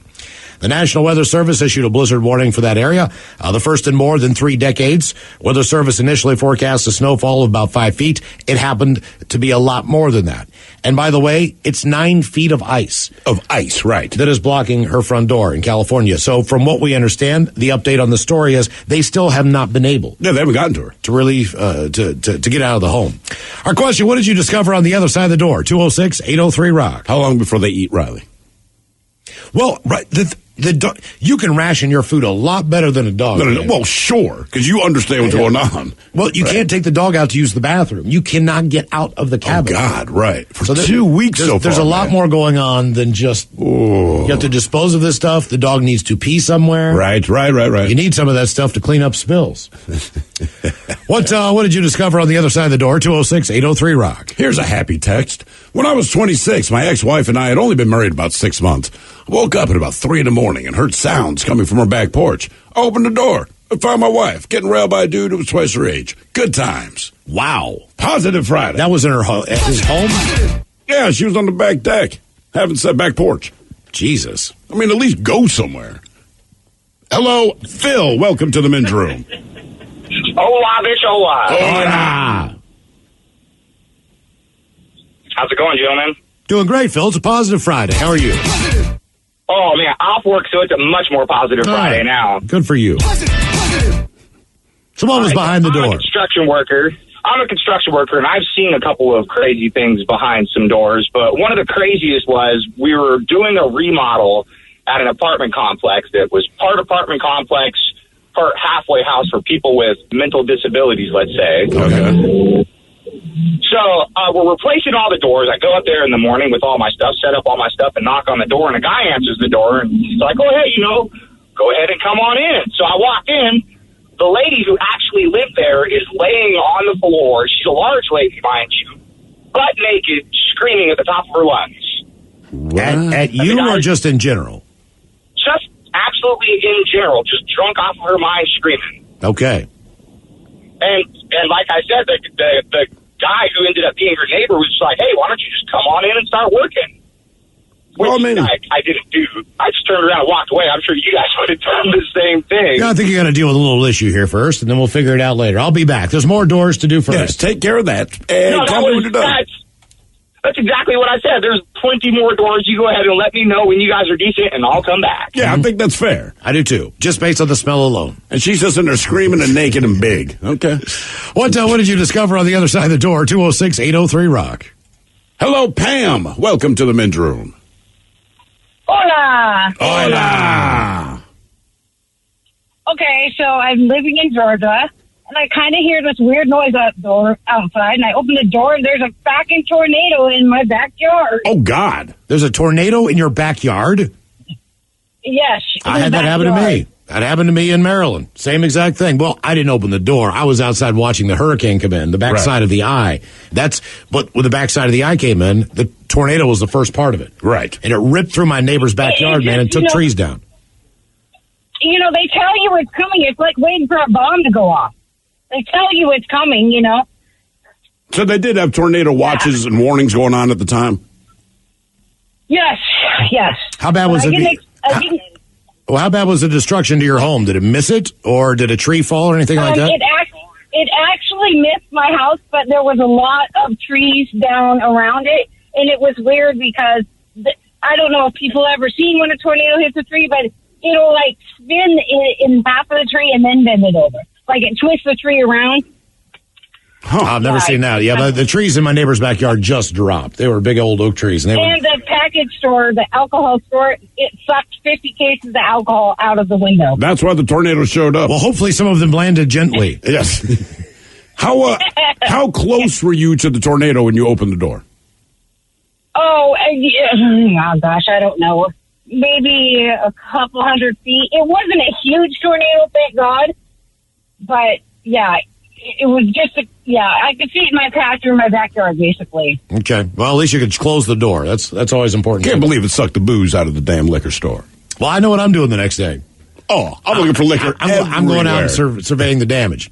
Yeah. What did you discover on the other side of the door? 206-803-ROCK. Hello, Ryan. Welcome to the men's room. Hello, can you hear me? Yeah, we got you, Ryan. Hola. The bar, the place house, they were kind of partying. There's two friends there, buddy of mine, also been drinking. Hold on, man. Hold on. Hey, Ryan, can you call us back, man? Your phone is all messed. It's jacked up. Hello? I don't think you can hear it. I don't think you heard it. Yeah. Ryan, call us back. Yeah. Your phone sounds like crap. That's not a personal attack on you. It's just your phone sounds like garbage. We're Having one of those days. It has been that kind of day. What did you discover on the other side of the door? 206-803-ROCK. Hello, Katie. Welcome to the men's room. Hola. Thank you. Hola. You're welcome. All right. So my dad was the kind of dad who was in the bathroom for about 45 minutes, 60 minutes, right? Now, on this particular day, he had been in there already for an hour and a half. So is he using the bathroom or is he showering and doing all of his things? Oh, no. He's sitting on the toilet. Damn. I knew when he went in there with the newspaper and all four dogs, that's what he was doing. Okay. And so anyway, it's about an hour and a half. I'm thinking, what the heck is taking so long? And I go up to the door and he's snoring. I knock on the door, no answer. And I did the thing that you're never supposed to do, which was open the bathroom door. He's sleeping in the bathtub and he's got all four dogs just looking in on him. And I'm like, Dad! And of course he wakes up, he, turns around, he's like, get out! I'm like, oh my God, are you okay? He was fine. Why do you think he was in the bathtub? Do you think he needed to clean up? Well, actually, it's kind of a downer for a Friday. He had testicular cancer, and he said that taking baths were the thing that relaxed him. All right, that makes sense. That makes sense. Yeah. Okay. But, I saw his peen, so that wasn't... It's burned into your brain, isn't it? I came from that. Yes. Yes, but, he had a medical condition, so I'll forgive it. Yeah, of course. Yeah, nobody wants to see their parents' junk. No. I mean, just as a natural fact. Like, look, I know the body parts you have. It's pretty universal. And I've seen between porn and magazines millions of times. The only person who I don't want to see naked are you, my parents. Sad as that might be, Yep. It's not a personal attack. Just honest to God, if you took whoever I perceived to be the ugliest person on earth, that I already have her pictured in my head, I used to work with her, and they said you have to see her naked. I wouldn't want to, but if they said, okay, either her or your mom, I'd be like, give me the ugly. Just give me the ugly. Honestly, I'm going to disagree on that one. Really? Yeah, I don't know why, because... I don't know why, but for whatever reason, seeing my parents naked is not near as jarring as seeing somebody that I don't expect nor really want to see naked. Sure. Sure. I harken back. I've seen my parents naked before. I have accidentally walked in on my parents as they were naked before, and it is what it is. Your parents are naked. But sure. There was one time when I was working back at the pool that it was nothing but private party swimming. It was just all these private parties that came in, and all of a sudden this guy out of nowhere just walks into the building, and he walks into the pool. He's like, is it possible? Can I swim? He doesn't speak very good English. Is it possible? Can I swim? I was like, no. And so I turn him back away, and he goes back into the locker room. Now that all the parties are done, it is now time for me to go and clean everything up. So I go into the men's locker room to get that all swept up and scrubbed down. Yeah. This man is fully naked. He should have been fully dressed by the time I got in there, and he's just standing there, and he has just got this big old black mash down there at his waist.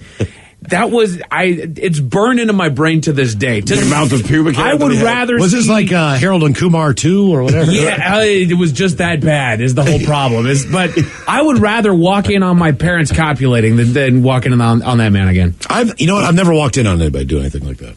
I typically knock on the door most of the time. I understand the situation that I'm in wherever I'm living, wherever I am. Sure. So I know the dynamic of who's got a girlfriend, who's got a boyfriend, whose room I could actually walk into. Right. All those different things. So I typically was pretty good about that, except for the fact that people would walk out of my bedroom door while I was waiting for them to get done having sex because I shared a room with another roommate of mine. I shared the first house we moved into after moving away from the parents.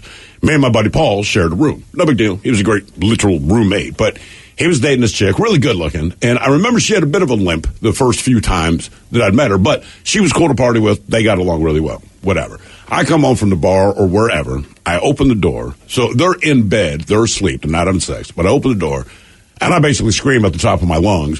What I did not know is that she had a prosthetic leg. Oh. So it was just sitting on the floor between our beds, man. But the lights are on. So when I open the door, I just see this human leg that has, in my mind, been severed, just sitting between our bed, and it freaked me the F out. And they're like, what? Paul's like, Jesus, what's up? And I'm like pointing at the leg, and she kind of lifts the blanket a little bit, kind of holds up her nub. And I'm like, I had no idea. worries. She's like, you didn't know? I said, I saw that you had a limp, but I did not know that it was a prosthetic leg. But I'm still shaking. I'm just like, listen, man, it's fine. I just didn't know, and I did not expect to see a severed human body part laying on the floor between her bed. That took me a minute to get over. I was like, my God. You never want to have that reaction either, but it's so jarring when you don't see it coming. Right. I didn't know, man. So I wasn't trying to embarrass her. That was an honest reaction. It's like, what is happening? Got a guy that I replaced one afternoon on the air. He had a prosthetic eye. Mm-hmm. I told the story before. Legally blind, his other eye couldn't see very well either, but he did have a prosthetic in the other eye. Whatever, not a big deal, not distraction. Because it was straight. Yeah. So typically it's just, it's not like a lazy eye or anything. You don't really notice it for the most part. But anyway, so the frickin' hotline rings. The hotline at a radio station is a phone line that is separate from the request lines. Right. And basically, this is the way the boss can get a hold of you directly. Usually means you're in trouble. If there's any problems or anything like that going on the radio station. So I just get on the air. I'm probably 10 to 15 minutes in. Hotline just starts blasting, and it's a pretty bright light. It's very it's like a strobe light. It is a strobe light. Like it's like an emergency light. And you're like, oh God, what the hell's going on? So I pick up the phone. It's like, hey Miles, it's Mark. I'm like, hey Mark, how are you, man? What's going on? Hey, did I leave my eye on the control board? I don't know, Mark. You left your... Oh, God! Yes! Yes, you left your eye on the control board! Holy cow, it's here! Okay, well, my girlfriend's going to turn around. I'll come back and get it. Okay! Did you What know? do I do with it? Well, just leave it there, man. I'll come pick it up. Why do I want to leave it there? Can I touch it? Oh, I mean, why? Well, now I know it's there, and I keep looking at me. You can't stop looking. Did you know that he had a prosthetic eye at this time? Yes. I didn't know if it was a glass. I did not know how that worked. Right. I didn't know if it was like something like a marble. It's really just the front. Yeah, but it's an eye. It's still an eye, and it's still looking at me like it was the way it was there, and I was like, oh, my God. It's so realistic. And I just wanted to, like, so what I did was I took a piece of paper, and I covered it up. Not today. And then when it came in, I moved the paper. Like, all right, yeah, whatever.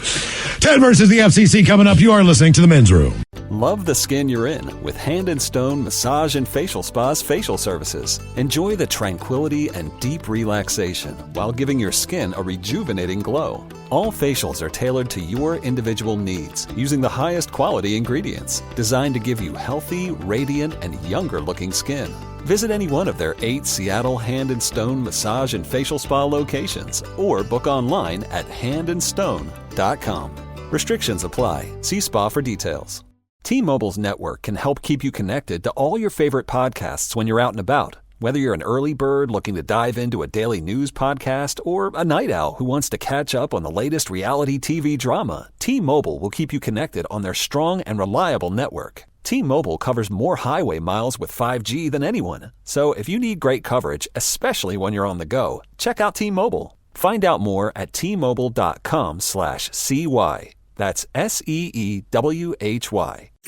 Odyssey celebrates Pride by amplifying the voices, music, and conversations of the LGBTQ+ community. Download the free Odyssey app and listen to podcasts celebrating and having conversations about the issues facing LGBTQ+ Americans, like It's Okay to Say Gay, Queer Intentions, and The Bald and the Beautiful with Trixie Mattel and Katia Zamo. To hear music by and for the LGBTQ+ community, plus podcasts and more, go to Odyssey.com/pride or download the free Odyssey app. That's AUDACY.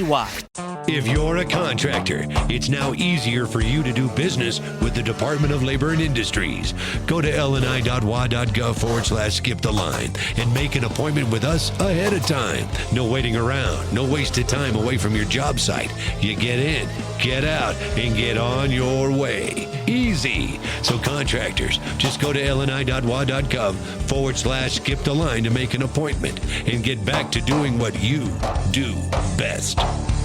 Have you or a loved one been injured in an accident? Are you struggling to recover fair compensation? Look no further. At Phillips Law Firm, the experienced personal injury attorneys will fight for your rights and get you the justice and compensation you deserve. They handle a wide range of cases, including car accidents, slip and falls, medical malpractice, and workplace injuries. Justice is a phone call away, so don't wait. Call today for a free case review. Call 1-800-JUSTICE or visit justiceforyou.com. What if comparing car insurance rates was as easy as putting on your favorite podcast?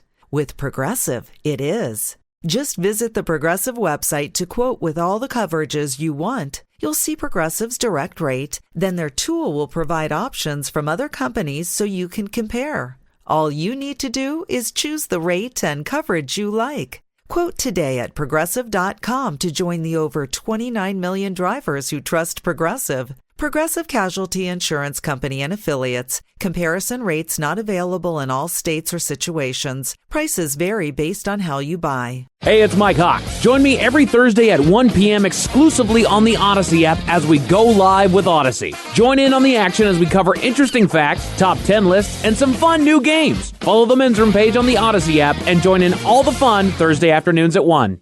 The debauchery rolls on. You're listening to The Men's Room with Miles and Thrill. 99.9 KISW. All right, coming up in a few minutes. We'll make it to the weekend and drink a toast with a shot of the day. Then it's Bad Choice Friday time. It's Bad Choice Friday.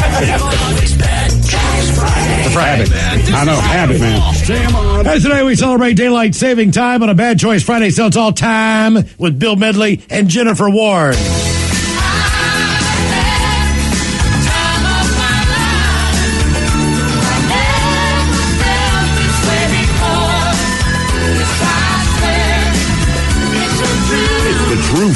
truth. Bill Medley and Jennifer Warnes. I've had the time of my life taking on Morris Day and the Time. Look at. What are we looking out for? The Jungle Love. Oh. Look out for it. Look out for my Jungle Love. That's when you get with a girl and she's got like leopard pillows. You know, you've been there. Black lacquer furniture. How comes when you have sex with a lion? My sister's bedroom. Vote now on Bad Choice Friday by following us on Twitter at Men's Room Live. One of those two tunes coming up right after we drink and toast with the shot of the day. The theme is time as we spring forward on Saturday on Daylight Saving Time. All right, do we have time for a few emails from the men's room at KISW.com? You've got There it is. Yes. Wonderful.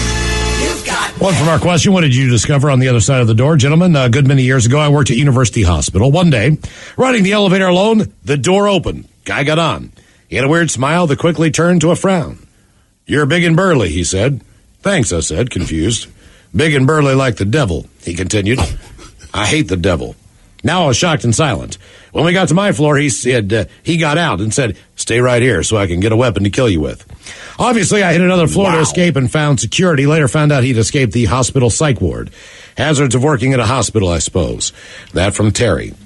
As we move on to the birthday request, and go figure, look, Ted has a day off today, and I swear to you, I mean, just like anything else, we have an equal number of different birthday requests from sound effects to different characters that we get every single week, right? Happy Chinooka. Whenever Ted is gone, I swear to you, 99% of the time, they're all for Ted. I was reading through it today. Everyone, I'm like, oh my God. Bringing back the Aussie Ted. Right. You name everything. it. Coach Ted. Head chef specifically. Right. Skinless bangers, you name it. And also, we do have a couple rules concerning the email, so just address this now so you kind of understand if you're submitting one. As far as the birthday emails go, you can only submit a birthday email request if we are on the air that day. Yes. So we only tell you happy birthday on the actual day of your birthday. The only other real rule that we have is if you are under the age of 18 years old, we do not do the dirty Germans. Nope. We will do a lot of other things, but we will not be dirty to a 12-year-old. Okay? My kid loves the dirty So Germans. our first one, Your we have kids that can going love on. the dirty Germans, but the dirty Germans will not address your children. Like it says, gang, today is our daughter Jaslyn's 11th birthday. She's smart, tough, and a very caring girl. We're very proud of the young lady she's growing up to be. Can she get a backwards fart, a suck-it-up cupcake? And here we go. She wanted Coach Ted getting her fired up for her first season of major softball with the big girls. She's one of the smartest girls on the team, but probably the most competitive. Or perhaps an inspiring message from Miles. So thanks for all you do for Mom and Dad. Gom. So Ted's not here. We'll do the inspirational quote. And the fart. And the suck-it-up buttercup. Okay. Cupcakes. Suck it up, buttercup. So, suck it up, cupcake! All right, Jaslyn. I'm a dad. You're a kid. I'm going to give you a softball joke. Dad style. Look out. Dad joke. Why does it take longer to run from second to third than it takes to run from first to second base? Why does it take longer to run from second to third than it takes to run from first to second base? Why? Because there's a short stop between second and third. Dad jokes. Gentlemen, today my oldest grandson Marcus turns 14 years old. His party is tonight out with his homeboys to the movies without chaperones. Oh, yeah. Could the dirty Germans give him some advice? No, we cannot give him advice. He's 14 years old. So the grandma wants a bong hit instead. All right. Love y'all and rock on that from Jackie, the grandma who wants a bong hit and the dirty Germans for a 14-year-old grandson. What movie is he seeing? I recommend. I want to give a shout out to my brother Tyler. He is 31 years old. I'd like him to know that his coworkers Brett, Brad, and Joe want to give him what the hell is that, bro? Your penis is too small, and a classic old Leroy Jenkins. Thanks, guys. Going to the home opener of the Sea Dragons tomorrow. From your amazing sister, pronounced Mom's favorite. Have a great birthday. Hey, Jupiter, they've already played their home opener. They did the home opener. We were there. Love to see you there tomorrow. Definitely go, man. Exactly. Oh my God, what the is that, bro? Guys, want to send a birthday? Oh, sorry. Easy. I'm jumping. Want to send a birthday shout out to my brother William And my best friend, Ben. William is 38. Ben's 34. Both have been great friends to me and amazing parents to their respectable kids. So how about a big old bong rip with the dirty Germans talking about being a fire sprinkler installer? Thanks a ton, guys. Listen every day on the Odyssey app. That from Tom in Leavenworth, Washington. Maybe you cut that bitch off, too, if we got it. Yeah, this is what I would tell you about fire sprinkling installing. I just simply whip out my penis and make all the fires go away. Or I turn you on and get you so hot you burst into flames. Let's do this. Good afternoon, there, gentlemen. I want to get your help wishing my very favorite carpenter and rock star boyfriend, Noah, a very happy 39th birthday today. Getting to watch the transition of the Bachelor from Orange County into the amazing father and partner he has been truly amazing. He works very hard to take care of our little family, and I want him to know how appreciated he is. I'd also like to tell him that he's a real knob, but I quite like him. So if you can make him laugh by talking all over yourselves about things he likes, beer, boobs, and power tools, that would be great. Thanks so much. That from the fantastic Farron and the wee baby August. You talk about beer, boobs, my favorite thing out of beer, boobies, and power tools. That's going to be boobies. But I'll tell you right now, but I have no problem. There's nothing that I get happier than seeing. Boobs definitely make me all day, and you do something power else tools with are fine, but I can play with, yeah. Guys, my friend David is 43 today. I was hoping the dirty German or Bigfoot could give him some advice on LARPing in the woods. Many thanks from Paul DOT. Do we want to be a dirty German or do you want to be Bigfoot? Go Bigfoot. Does Bigfoot have music? I'm about to say, do we have Bigfoot I got Night on Bald Mountain. That'll work. here's your pretentious Bigfoot music. What are they doing for his birthday? What are they doing for his birthday? LARPing in the woods? LARPing in the woods, probably where Bigfoot lives. Here's where I live, man. LARP out here. Come your stupid costume, you dress like me, Bigfoot. Leave me the hell alone. We're just dressed up. Why don't you stay in the city, dumbass? Jesus. Nobody wants to see you, stupid. Then come out here to find me.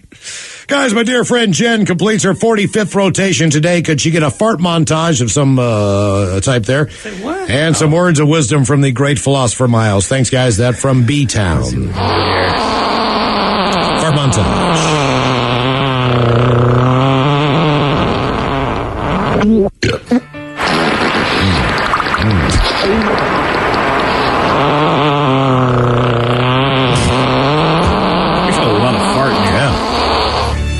All right. Jen, think about this. Airports are the only place where it's not uncomfortable to see a total stranger take off his belt and then put his belt back on. That's a good point. You don't see that anywhere. No one stands up in a restaurant, just takes their belt off. Like, even if they're getting too full to eat, like, no one just stands up like, I don't need this anymore. All right, I'll just stick that in the old jacket. Yeah. Bitches, I want to wish my friend and podcast co-host Justin Snock a happy birthday. He belongs in the group of your biggest fans, and of those fans, he's probably the shortest. So can Justin get a birthday wish from the Dirty German and some constructive criticism from disgruntled Bigfoot about Justin's beard? Thanks, guys. That from Christopher Walken. Yeah, just they call you the beard. Just so your friends don't know that your other friend is gay. That kind of beard. Yeah. You have a beard. Congratulations. I'm covered in hair, candy ass. What, are you brewing beer now? But turn your head upside down and you look like Lila. Nobody's impressed. Cover up your ugly, stupid face. What's to grow a mustache too and a unibrow? Congratulations, you got hair. He's the guy drinking. I have a beard on my ass. He's the guy drinking the latest IPA. Tried this hazy tropical thing, man. Beard's the only way you get a chin. Oh, you got a beard. Can't even see through this beard. My aunt has a beard. Or my beard. Afternoon, y'all. Want to give a 40th something birthday shout out to Dave, a.k.a. Dave from Gold Bar. Great friend, husband, brother, and the list goes on. How about you're not my boss, and your penis is too small. Thanks, y'all, and have a great weekend. Cheers, bitches. That from the Elk Plain Drifter, Amy Jean, and the ED gang. Whatever. You made it. Yeah, right. Guys, today's my birthday, and I know no one will do it. Shout out, I'm doing it myself. So I'm 54 years old. Love the fact that I wake up every day. So I would love to have the captain talk about 54-year-old women, maybe some green beans, and a bitter, batter, butter baby. That from Monica in Silverdale. Ooh,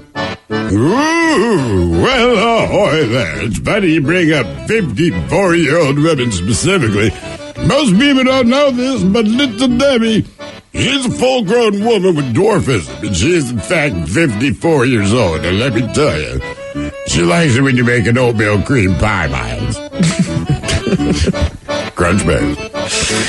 Guys, want to send a birthday shout out to my... Oh, sorry. Green bean. Come on now. Jumping the gun. Yeah. Green bean. Betty bought a bunch of butter, but she said butter better. If I put it in my batter, make my batter better. So she bought a better butter, put it in her better batter, made her better. So just better, Betty bought a better butter. Guys, want to send a birthday shout out to my big brother Ray. He is 62 today. Big Brother Ray sounds like a jazz player. Hey, ladies and gentlemen, give it up for Big Brother Ray. On saxophone. Yeah. Big Brother Ray. Big Brother Ray. Yeah. He's wearing sunglasses, isn't he? It's 11:30 at night. Guys, give him a fish sandwich medley and a Ray Lewis. It's time to take off the leash. That's from Terry, Traxton, Alicia, and Evan. Can I get a fillet of fish sandwich? So you know Big baby Ray. I'll have a fish sandwich. Brother, can I have a fish sandwich with the cheese and the tartar on the side? I'll order a fish sandwich. Is it too early for a fish sandwich? Cheese and tartar on the side. Oh, yeah. I smell the fish sandwich. Maybe some dinner relish in the morning. At noon and at night. I'll buy you a fish sandwich. Take off the So leash. you don't want a fish sandwich? And we got one more birthday request. It got in late. It's on the text. Will be nice. Only because it's from someone named Tina. And I feel like if I don't do this, she'll beat me with a skillet. Yeah. My 51st birthday today. Can I have a kid's fish sandwich? And the guys talking all over themselves about how they... how to have fun at a water park. Oh, how to have fun at a water park. Ooh. And gets at the what? Not sure what the last part is. Okay, gets at the end. Oh, it gets... She wants some gets in her end. Oh, I see. Okay. Damn it, Miles. Get in the booty. Get in the booty.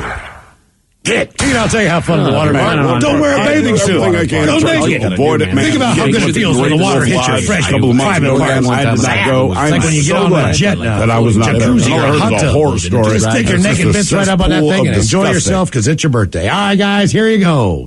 Happy, happy, happy birthday. Happy, happy, happy birthday. Happy, happy, happy birthday to you, to you, to you. Ya's a Dirty Germans brought to you by Men's Room Original Sausage. Available through Uli's World Famous Sausage, mensroomlive.com, and other fine retailers. Schweinefleisch. Thank you so much, Mama. Coming up, we'll drink and toast with a shot of the day. But first, I think we need to go back in time to the last time that we played Ted versus the FCC. So if we could, let's go back in time. Time. Big Nick has a thick neck. Thick neck Nick is friends with Rick Doc. Rick Doc calls thick neck Nick a deck. 3 times fast. Big Nick has a thick neck. Thick neck Nick is friends with Rick Doc. Rick Doc calls thick neck a deck. 1. Big Nick has a thick neck. Thick neck is friends with Rick Doc. Rick Doc calls thick neck a deck. 2. Big Nick has a thick neck. Thick neck Nick is friends with Rick Doc. Rick Doc calls thick neck a deck. Ow! Take it. Big win last time at Ted versus the FCC. Let's do it again. And now, everyone's favorite daytime game show, where one person could lose $325,000 and their job, or win and walk away with nothing. It's time for Ted versus the FCC. We were up late last night simply because we knew Ted was going to be off today. Mike, with his professional auctioneering degree there, he's a little bit more, I don't know, like the professional of being able to talk fast. A little more adept at, like your whole bitter batter thing. Right, sure, right. You've got to. So we put in extra work last night, Mike. I appreciate that. Yeah. And not only that, but you can normally get it done. If you ever listen to our Year in Spectacular, we play every loss from Ted versus the FCC. Correct. In all the years, probably 7-8 years that Mike has filled in for the Ted Smith, only one time did Mike lose. Yep. And he admitted that he threw it just to make it entertaining. Pulling back the curtain, Miles. I know. But what you need to understand is Mike has never messed up. Right. Not on his own. Maybe this week as we get a listener-submitted Ted versus the FCC. And Mike, it goes something like this, and it's from our buddy Joe. Cunning Connie Kent soaks her skunky, chunky Kent cut continuously in Connie Kent's cut. The way that we do Ted versus the FCC is you read that one time through, then 3 times fast. And we refuse to hit dump today. Oh, good news. You have to dump yourself. Don't you? Right. I'm like a Walinda, man. I'm just going without the There you go. without the Ned. Do it live. All right. Cunning Connie Kent soaks her skunky, chunky Kent cut continuously in Connie Kent's cut. 3 times fast. Cunning Connie Kent soaks her skunky, chunky Kent cut continuously in Connie Kent's cut. 1. Cunning Connie Kent soaks her skunky, chunky Kent cut continuously in Connie Kent's cut. 2. Cunning Connie Kent soaks her skunky, chunky Kent cut continuously in Connie Kent's cut. Oh, there you go. He's undefeated for the most part. All I do is win, no matter what. Wow. That turned me to one, dude. That was rough. Good old Connie. That's a big win at Ted versus the FCC. Should we have Ted do the same one next week? Hell yeah. You are listening to The Men's Room. Imagine you're looking at a balancing scale with everything you do for other people on one side and everything you do for yourself on the other side. If it isn't balanced, maybe it's time to spend a little more time on you. And therapy is a great place to start. BetterHelp connects you with a licensed therapist online who can help you find that balance and stick to it. Visit BetterHelp.com/positive to get 10% off your first month. That's BetterHelp.com/positive. You diet, you work out, and still there's that one stubborn spot. Hey, it's Jason. I just went after my stubborn fat by doing cool sculpting at Tureen Dermatology, Minnesota's top cool sculpting provider. Dr. Tureen is my dermatologist. We froze my fat, and those fat cells are gone for good. FDA approved. No pain, no downtime. Ranked top doctor 8 years in a row. Trust the experts at Tureen Dermatology. Call today, 651-633-6883, and say goodbye to stubborn fat. Love the skin you're in with Hand and Stone Massage and Facial Spa's facial services. Enjoy the tranquility and deep relaxation while giving your skin a rejuvenating glow. All facials are tailored to your individual needs using the highest quality ingredients designed to give you healthy, radiant, and younger-looking skin. Visit any one of their 8 Seattle Hand and Stone Massage and Facial Spa locations or book online at handandstone.com. Restrictions apply. See spa for details. If you're a contractor, it's now easier for you to do business with the Department of Labor and Industries. Go to lni.wa.gov/skip the line and make an appointment with us ahead of time. No waiting around, no wasted time away from your job site. You get in, get out, and get on your way. Easy. So contractors, just go to lni.wa.gov/skip the line to make an appointment and get back to doing what you do best. 99.9 KISW. The shenanigans continue. This is the Men's Room with Miles and Thrill. All right, coming up, we'll drink a toast of the weekend with the shot of the day. We do have your headlines on the way at 5:50. But first, quick check out with Mike Hawk and some of the stories and headlines he is not working on. All right, Sony filed a patent for software that will evaluate a gamer's posture. And they Turn up. Pretty much. I mean, man, it's more important than you think, though. You're 100% correct. I know that, but gamers know. Like, sure. They know. They understand. Like, my son has his gaming chair on his gaming computer in his stupid room, and he actually sits pretty upright when he plays. Sure. Every once in a while I go in there, and he's so slunk down in the chair. I'm like, dude, you got to sit up. Yeah. You're going to regret this later in life. And that's really what it is. I do. Is it going to wake you up? And even that's a good example, Miles. A lot of people in our business. I've seen a lot of people in our business. What? Yeah, I have freaking scoliosis. It's already a battle. Right. I see you over there with the roller in the mornings. He's not hunching. He's hunched. He's rolling. That's right. Dole Whip is hitting grocery stores with 3 flavors. Dole Whip? Yeah. As in Dole, the fruit company? Yeah. Okay, all right. Yeah. They got 3 flavors: pineapple, mango, and strawberry. And what's consistency wise? What is it? I have no idea, Miles. Right. My guess is it's like an applesauce. All right. I'd give it a try. Right, it's gonna be something, or maybe it actually is like a whip. Like, you know what? Put some pineapple whip on your ice cream. I would be down Cool with Whip? that. Yeah. All right. I kind of hope it's like that. Right? Oh man, I do. You forget how good Cool Whip is until someone bakes a pie. I know. Then they put it on. You're It's like like, maybe oh, once Cool a Whip. year do I have Cool Whip. Wow, I should get this more often. Not to mention having some fruit on some ice cream it's never available because it's a hassle. You got to chop up the strawberries, you got to chop up the berries or whatever it is and put it on there. But doggone it, some fruit and ice cream's great. Yeah, why not? Right? That's why I don't get why people don't like strawberry ice cream. I understand that. I don't like the frozen bits of strawberry in it. That's my problem. I like strawberry flavor. I'll do the cheaper version of like the Neapolitan where those aren't in there. But once you start putting fruit in like a Dreyer's or a Breyer's amount. Why? You just don't like? Well, I just don't like it. And like I'm going for ice cream. If I wanted berries, I'd eat them. So do you not that's like, how I feel about crunchy peanut butter. Do you not like anything in your ice cream? Do you just want the cream? Like, do you get like? You know what, man? Like, I don't like fruit in cookies. I don't like fruit. Sure, for the most part, other than an apple pie, which I think is just okay. But I'm talking like if you got like a half baked ice cream that had like little brownie bits in there, or like cookie dough bits. Just back to fruit. Okay, so it's not that there's something in the ice cream. You just don't like the fruit itself. Yeah, it's the fruit. Yeah. Okay. It's not that it tastes bad. I don't like the consistency of the frozen strawberry bits. Okay. You follow what I'm saying? So it's like I just don't. They don't taste bad.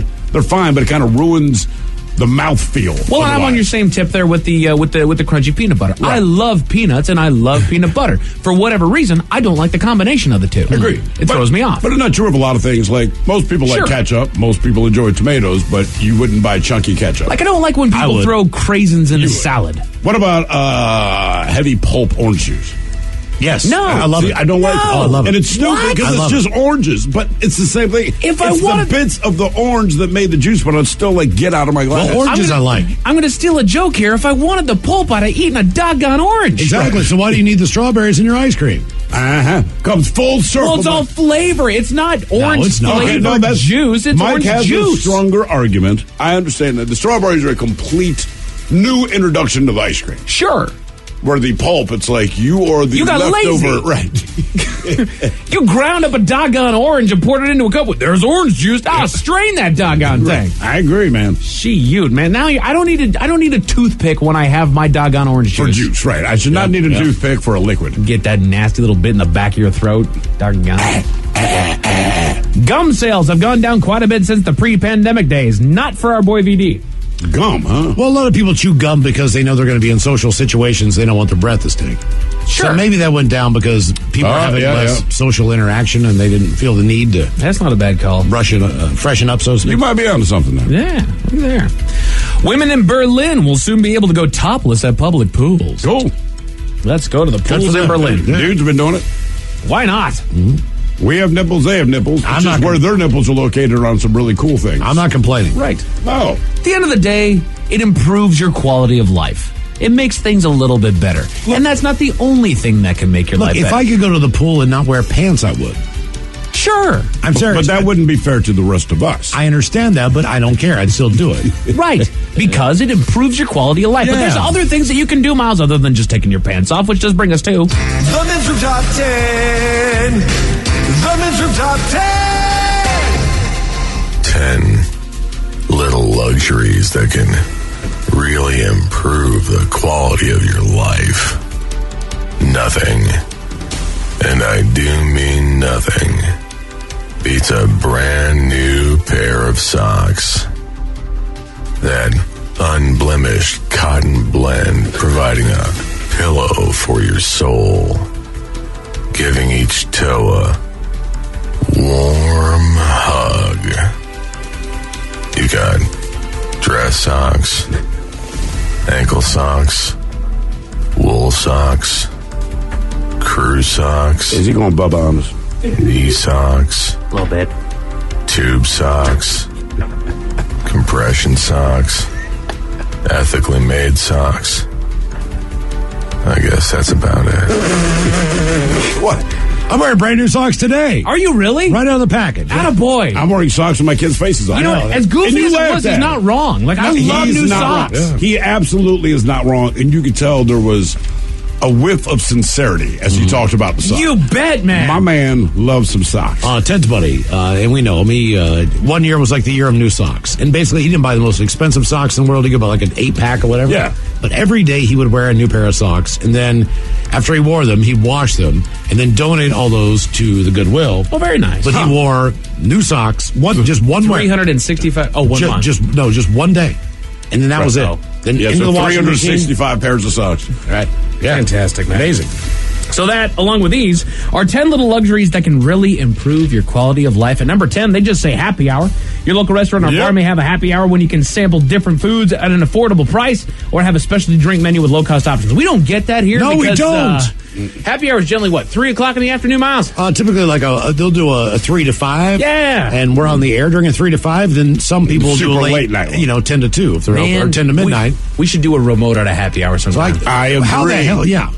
Something. I mean, they'll never make it happen because we'll be drinking on the job. But some of the restaurants, if you go to a bar or a restaurant, then they have good food. Sure. They will have happy hour specials that aren't on the regular menu. Right. So you get like 3 little sliders or whatever the deal is, or the bacon, and they don't have that on the regular menu. Right. But you're not in there to taste them. That sucks. At number 9, they go loungewear. Compare prices to find the best deals on sweatpants, hoodies, and more. They are the perfect garments to lounge around your house in while watching television, reading a good book. I fully agree.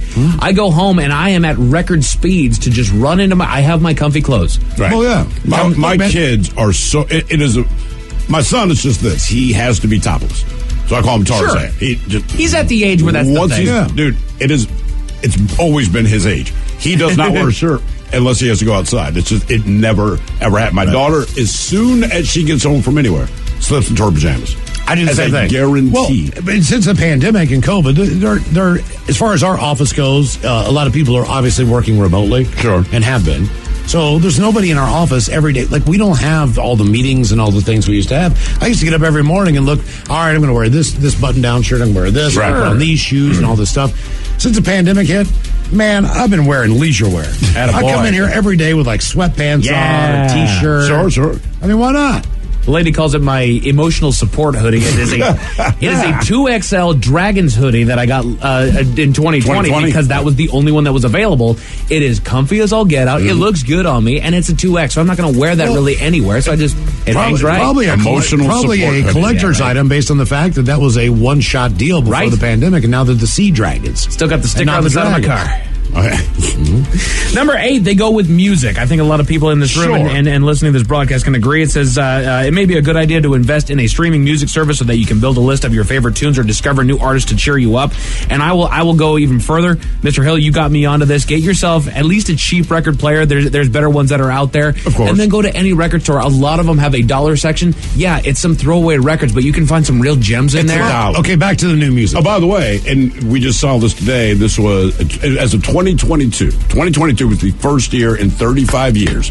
And I'm a vinyl guy. Vinyl sales outdid CD. Yeah. And you have to remember something else. Look, people love to discover new music. Music discovery. Blah, blah, blah, blah, blah, blah, blah. Look, if I've never watched The Wire and I start watching it, it's new to me. Right. So it's new to me to watch this show. That's new, even though it came out, 15, 20 years ago, it's new. And the same thing holds true with music. And with vinyl, even it could be 20, 30 years old. It could be 10 years old. But if you haven't heard it, it's new. Right. So my father just unloaded because they just moved to New Mexico a couple of weeks ago, so he got rid of his vinyl collection. And he was all jazz and all that. These albums go back to the 40s. Sure. Man. And I'm putting on some of this stuff. Some of it I don't like. Some of it I remember from hearing a kid, and a lot of it I'm like, this is freaking awesome. You bet. So even though these guys are dead and gone and there's no chance you will ever see them again, it's new to me, man, and it's been great. And Miles, you inspired me with that one album a night thing that you did for a while there. That was just put on music. It does.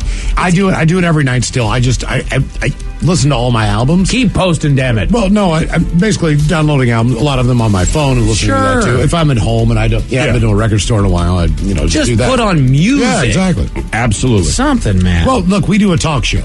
So when I go home, I would like to listen to music. Sure. All kinds of different music. Right. And basically, when you're cooking dinner, when you're prepping and everything. Right. When I have time to sit down in front of the television, I'm locked in. I want to watch what I want to watch. But when I'm doing mundane crap around the house, cleaning, cooking, all those things. Be honest, laundry. you dance when you do it, don't you? Well, hell yeah. You know he does. Yeah. You know he does. Yeah. Puts that boogie in your shoes, man. Why not? Little luxuries that can really improve your quality of life. At number 7, I fully agree, it's just a nap.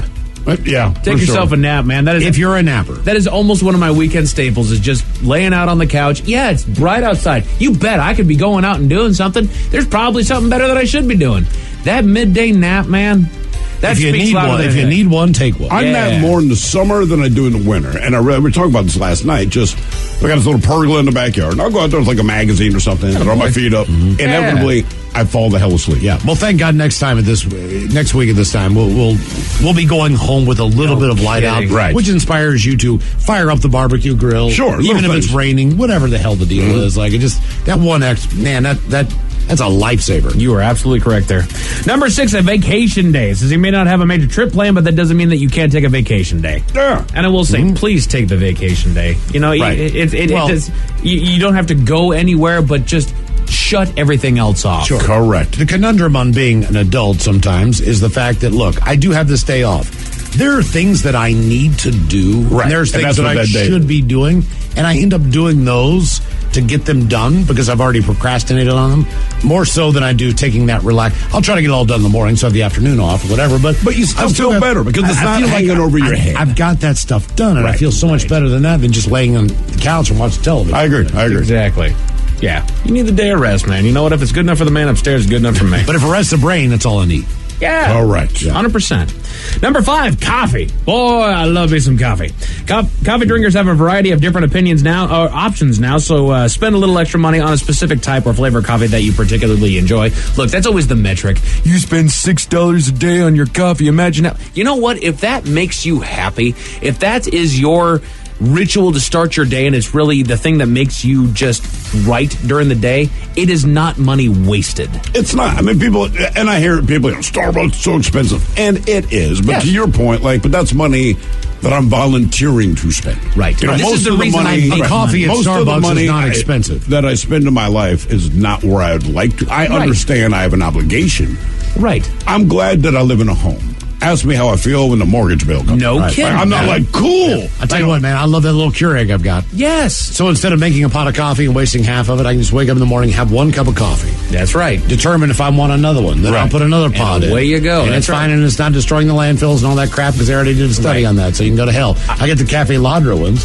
Right. And it's awesome. Right. I got a bucket of grounds that I keep here at work. Yeah, it cost me $25, $30 to put it in there. But you know what? It's coffee that I enjoy. My buddy VD and I enjoy that coffee. Every day. We make it all the time. Well, I drink most of it. That's okay. That's what it's there for. That's why I have vanilla cream in the goddamn refrigerator. Are you the one to put that in there? Well, the two on the top left are Steve Miggs. Okay. Mine is All in the 6-pack container where we keep our beer that we have. Yes. Attaboy. All right. There you go. Yeah. Now I know who's the Hooters. Yes. Little luxuries that can really improve your quality of life. Number 4, they go with plants. I've never been big on plants, but you know what? Some people just like having something pretty in there, whether it's just leafy, whether it's flowers, whether I it's got a lot of plants vines. in the basement. Believe it or not, just based on where I live and orientation of the house, the brightest room in our home is the freaking basement. Too much to explain. So we put a bunch of plants in there, and my wife and I, we are not what you call green thumb. I always tell her, we are the boogeymen that adult plants tell their kids to worry about. Because if you come to our home, you die. So far, we've done pretty well for about the last 2 years. Good work. Oh, dude. They're plastic, I aren't cannot they? explain. Like, They're actually real, man. I've never had a house with less than 10 plants in it.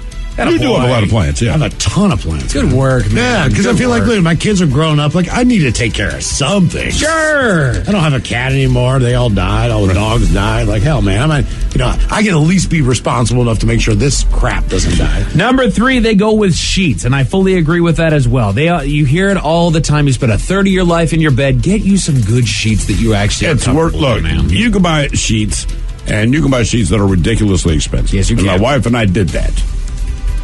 Just the one set. But then we realized, any time that we're going to wash those sheets, they have to go through the full cycle because those are the only sheets we want back in the bed. Right. Well, that's the best way to do it, too. Then we don't have to fold the top sheet. No kidding. Or fold the one that the curves. fitted sheet. The fitted sheet. Right. Yeah. That sucks. We have other sheets that fit the bed, but it's like, after sleeping on the good ones, I'm like, dude. What are we doing? Right, exactly. It's stupid, but yeah. I was only about a year ago I had that discovery. Number 2, they kind of keep with the plant tip, and they just go straight up flowers. It's a different category, and I fully agree. My wife is brighter when I have flowers around the house for her.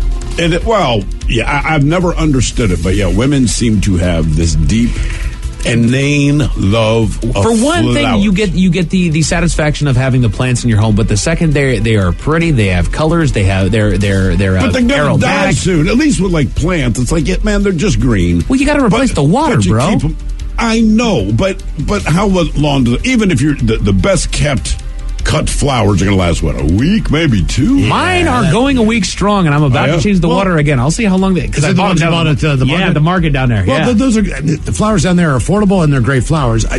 From the aroma therapy standpoint of it, as far as how your place smells. Yeah, I'm still one of those old hippie dudes that go back to incense.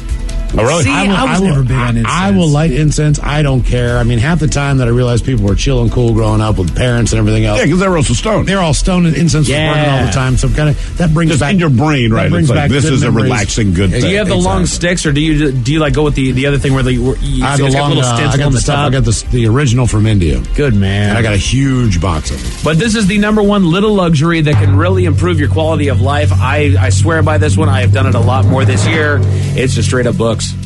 Absolutely. Reading books. And I understand that people can get really pretentious when it comes to reading books. They think that they're better than everybody else because they read books. But I will say I sleep better at night because I've read. Not only do you need physical not exhaustion, but exertion throughout the day. You need mental exertion as well. Reading gets you there. I sleep better at night because I've read. And tell people how many books you've read so far this year. I finished my 6th book this morning. This year. Yeah. Also, if you really need to go to sleep, just read a couple pages. Mm-hmm. You don't have to go through a chapter, depending on how long they are. Just read a few pages, and you have to reread a page. You're like, I need to just put the book. And when you get to the reread, you know it's time to go to sleep. Right. Exactly. And books are that fine thing, much like music, that you don't need to tell anybody else about. Look, I listen to a lot of music that people would shame me for because it's bro music, it's douchebag music, and I get that, but I enjoy it. Same thing with books. You can read whatever you want to read, and nobody else has to know about it. Exactly.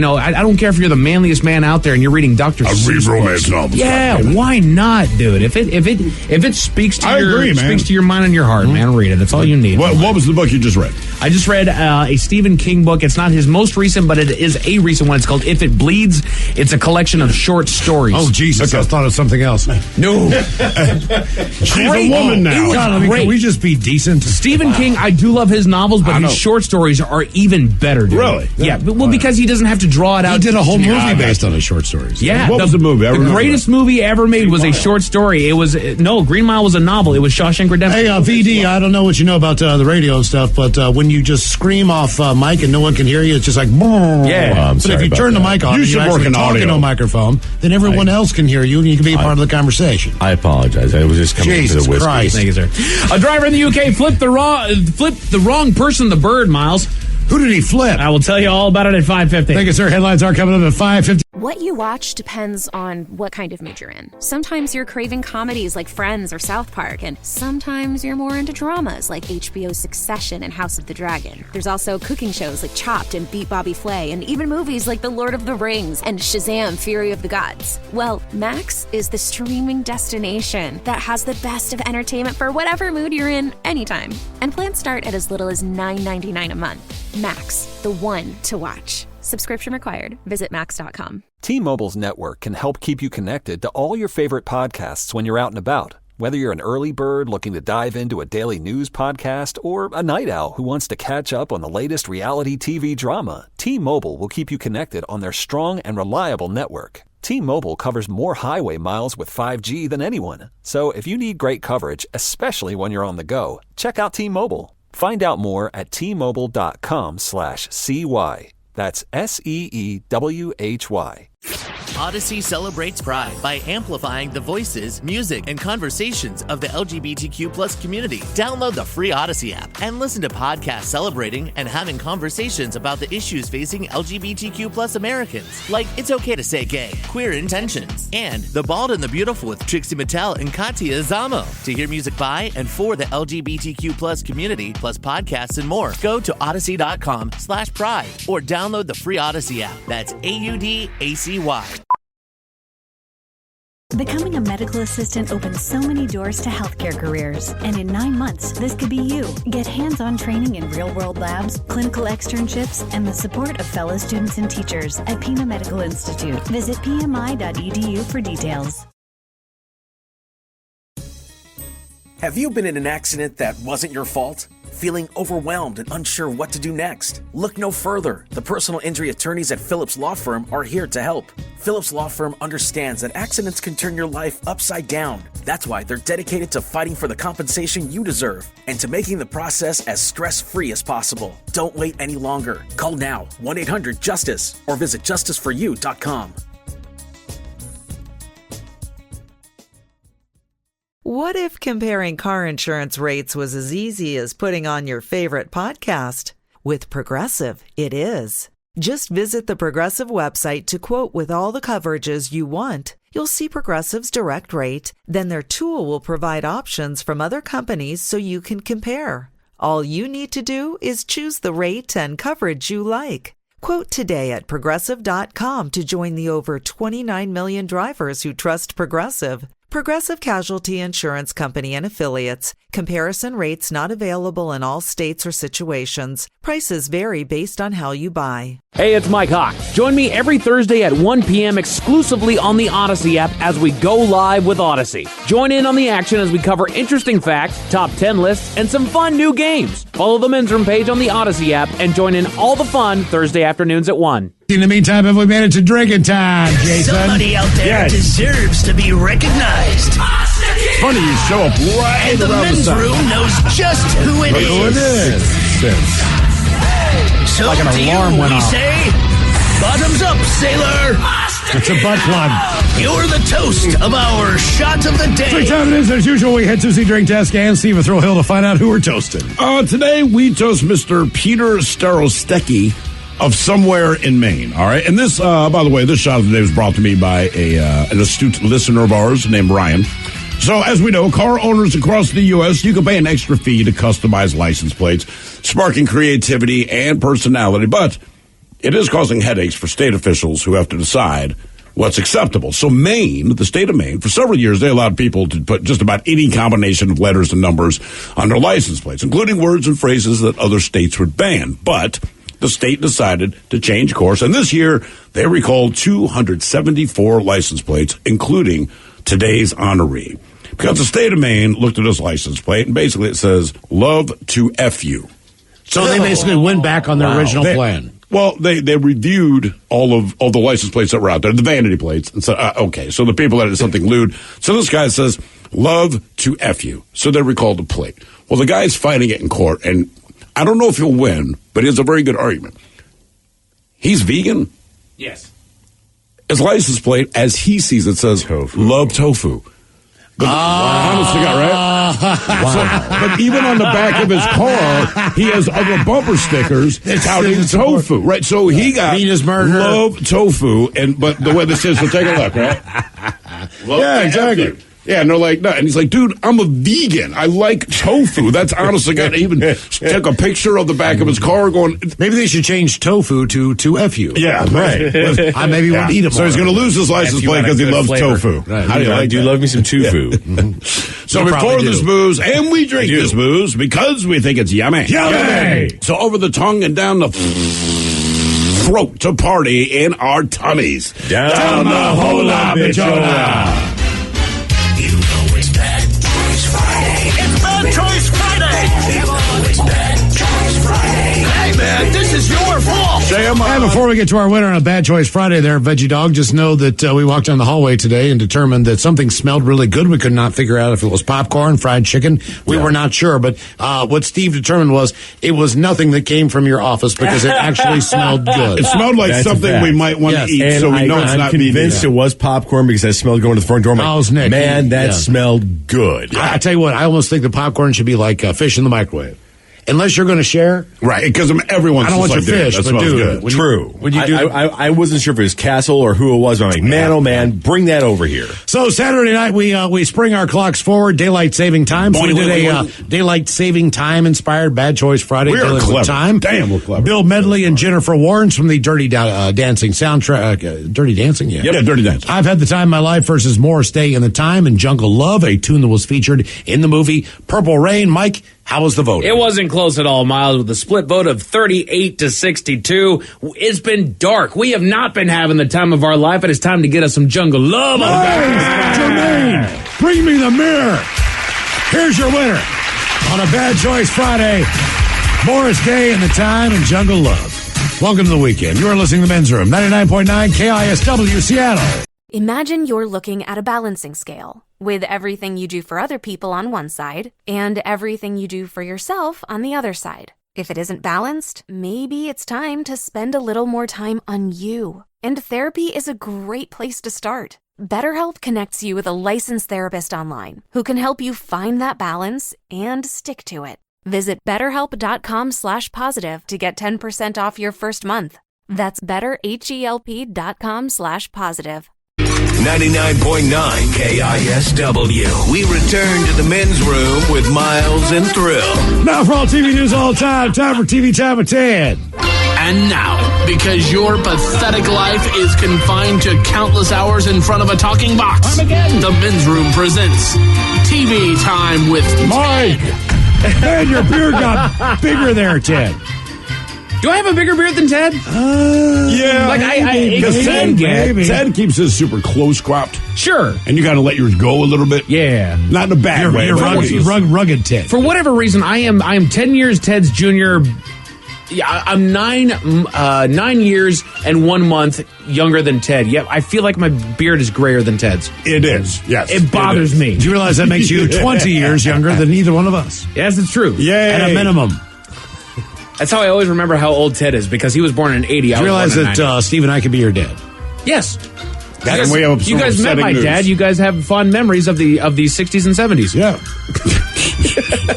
Shut up. Hey, you started it. No 60s. No, what? Were you born late 60s? I was born 69. 69. Mm-hmm. And Miles, you said you were 70. And ironically enough, he's terrible at it. I'm 70. Okay, so yeah, I'm directly 20 years. He's all thinking about himself, like not paying attention to his. Other than the fact that you're at the beginning of the year, I'm at the end of the year. And I was born in 1969. Okay.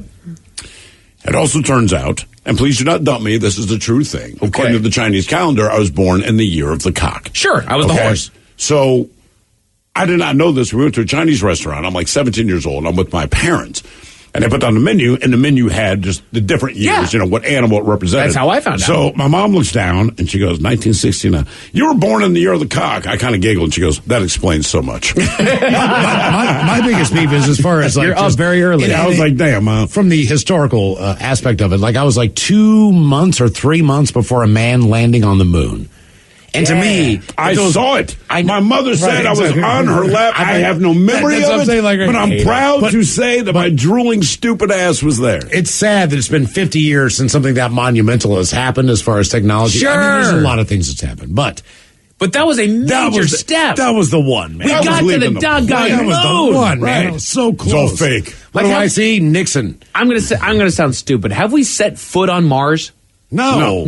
Mike, that's the next I big one. want to lean That's over. the next big one. Mike, it is. The problem is, so there's a lot of things with space travel. That's where I was going with. It's like we haven't set foot on any other celestial body other than the moon. I think we will before we die. We're the Mars assuming that we rover. live. But with that, it takes about 7.5 months to get there.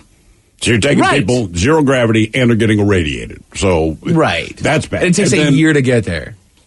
But keep in mind, it takes another 7.5 months to get back. And even when we went to the moon, they were only there for a couple of hours, I believe.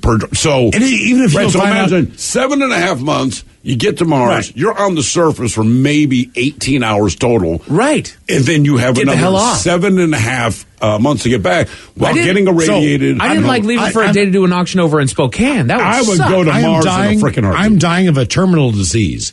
I can go to Mars. That would be the worst decision you could ever make. Like, go to a Disney World. Right. Go see. You wouldn't go to Mars?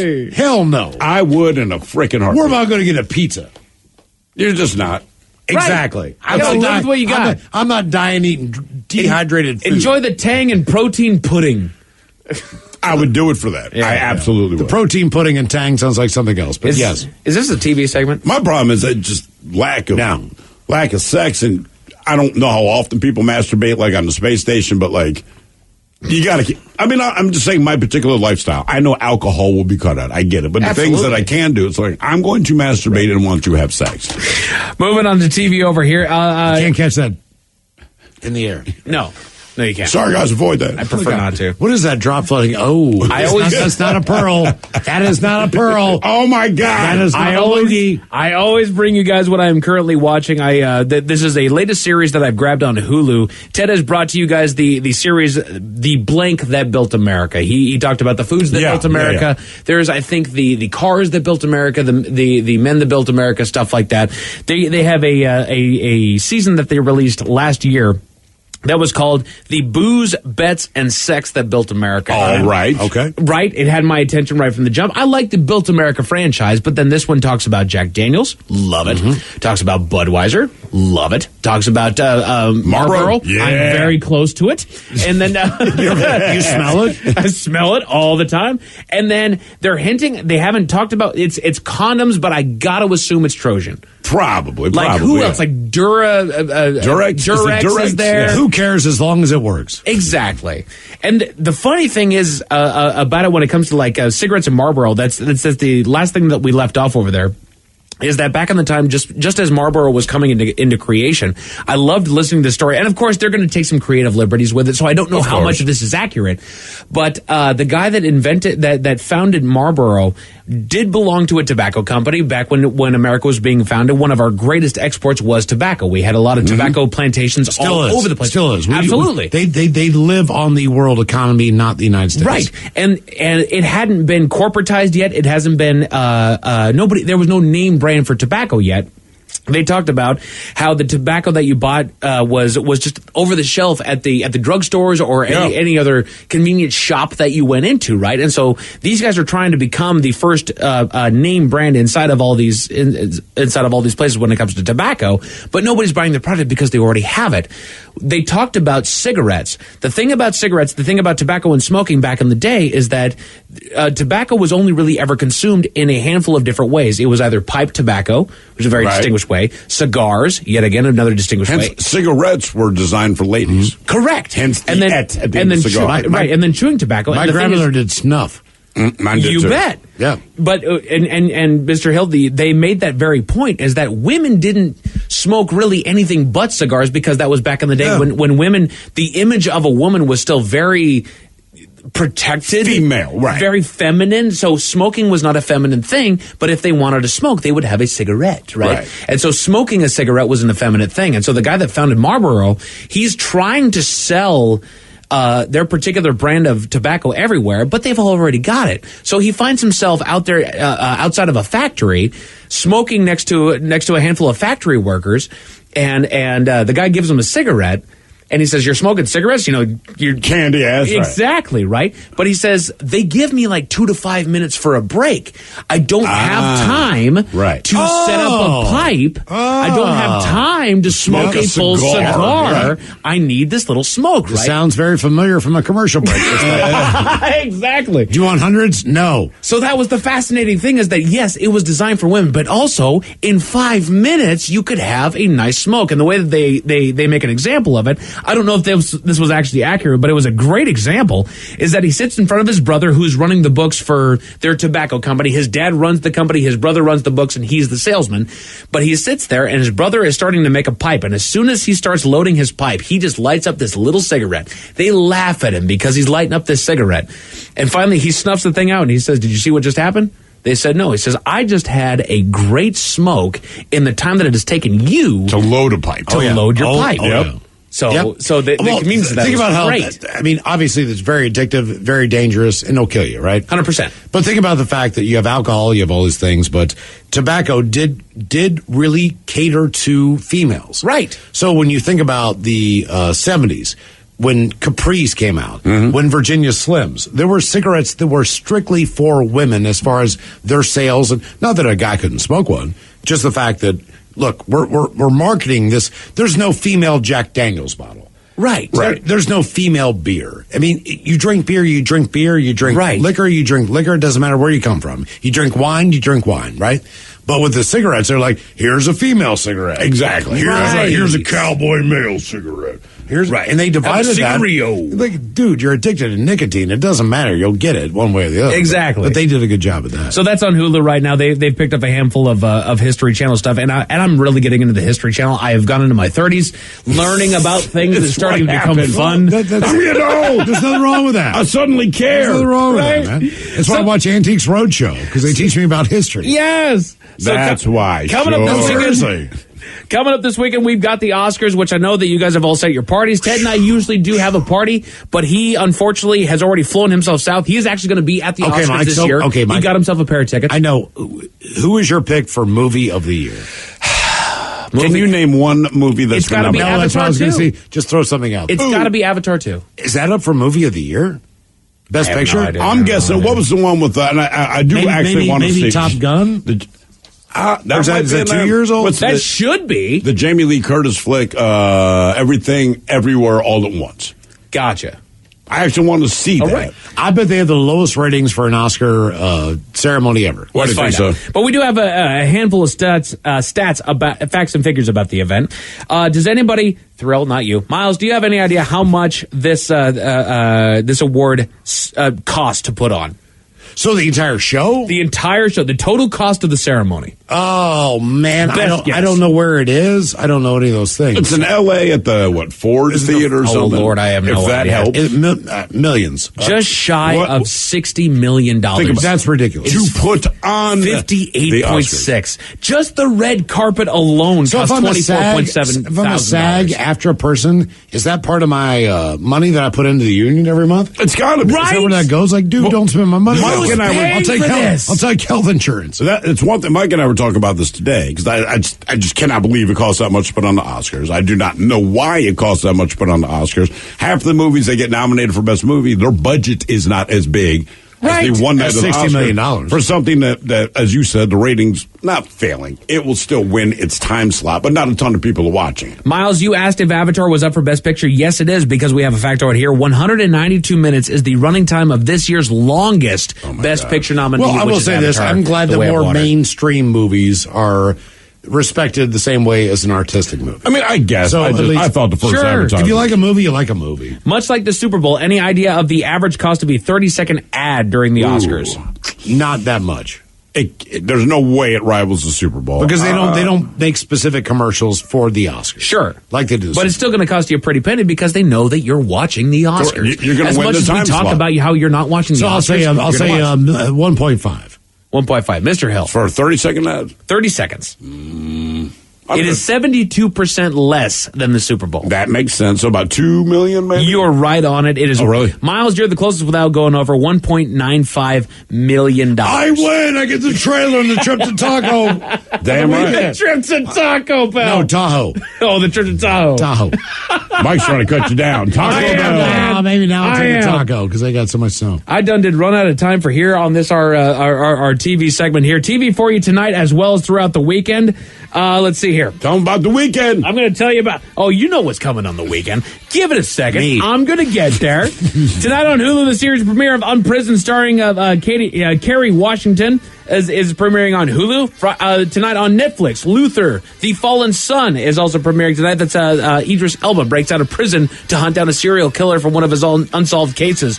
Over the weekend, Jenna Ortega hosts Saturday Night Live, and the 1975 is your musical guest. She's hard on the eyes. What you as far as sports over the weekend, I've been saying it here off the air. It is Seattle versus Texas. First off, it actually happens latest at 7:30. But you're for rugby, your Seattle Seawolves will host the Houston SaberCats. That is on Root Sports Plus if you have that. Saturday at 7 p.m. on Root Sports, your Seattle Kraken for hockey host the Dallas Stars, and then 7 o'clock. Let's go on FX and ESPN Plus. Your Seattle Sea Dragons of the XFL host the San Antonio Brahmas. Watch tonight, Jimmy Fallon. He's got Lucy Liu and the gal with the hips that are nothing but truthful, Shakira. The only thing I cared about was the Sounders, and he missed it.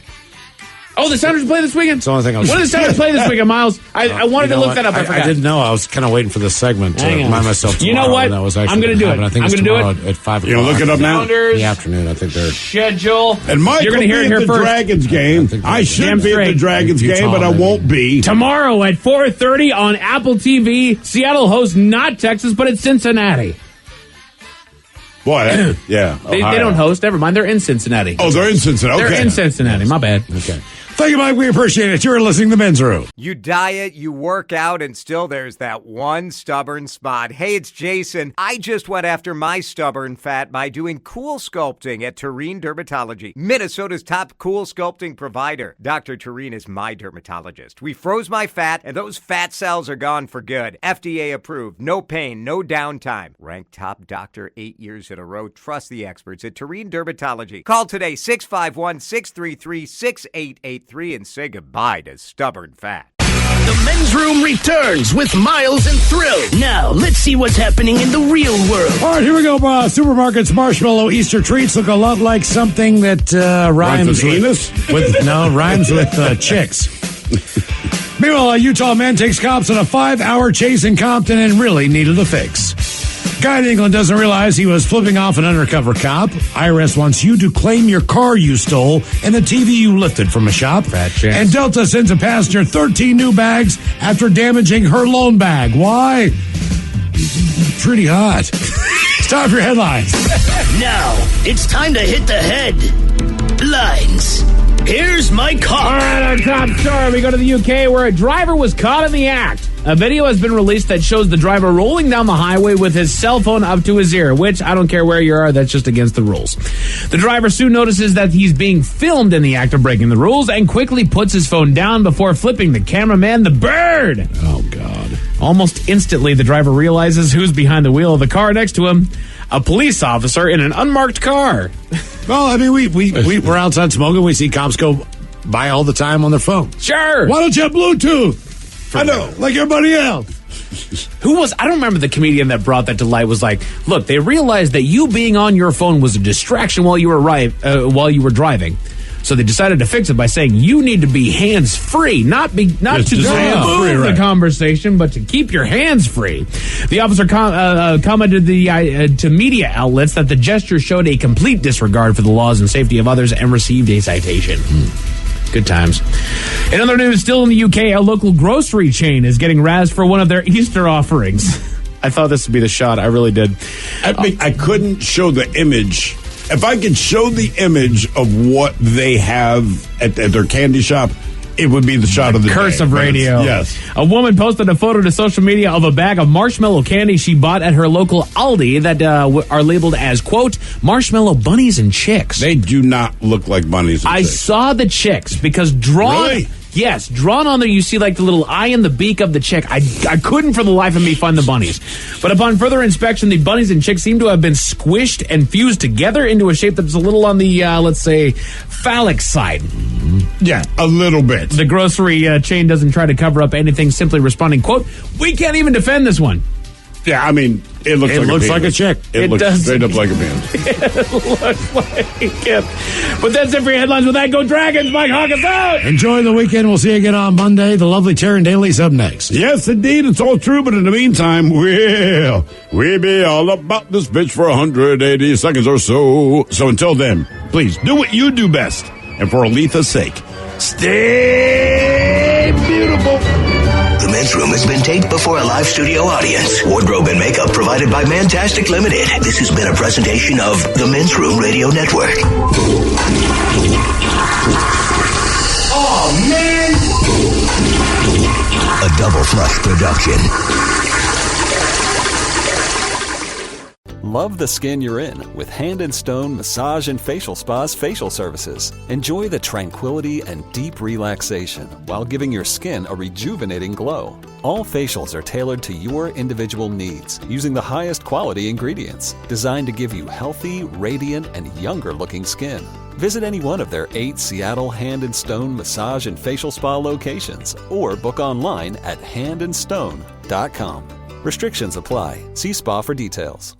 What you watch depends on what kind of mood you're in. Sometimes you're craving comedies like Friends or South Park, and sometimes you're more into dramas like HBO's Succession and House of the Dragon. There's also cooking shows like Chopped and Beat Bobby Flay, and even movies like The Lord of the Rings and Shazam! Fury of the Gods. Well, Max is the streaming destination that has the best of entertainment for whatever mood you're in anytime. And plans start at as little as $9.99 a month. Max, the one to watch. Subscription required. Visit Max.com. T-Mobile's network can help keep you connected to all your favorite podcasts when you're out and about. Whether you're an early bird looking to dive into a daily news podcast or a night owl who wants to catch up on the latest reality TV drama, T-Mobile will keep you connected on their strong and reliable network. T-Mobile covers more highway miles with 5G than anyone. So if you need great coverage, especially when you're on the go, check out T-Mobile. Find out more at T-Mobile.com/CY. That's SEEWHY.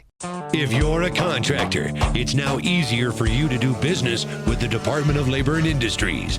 Go to lni.wa.gov/skip the line and make an appointment with us ahead of time. No waiting around, no wasted time away from your job site. You get in, get out, and get on your way. Easy. So contractors, just go to lni.wa.gov/skip the line to make an appointment and get back to doing what you do best.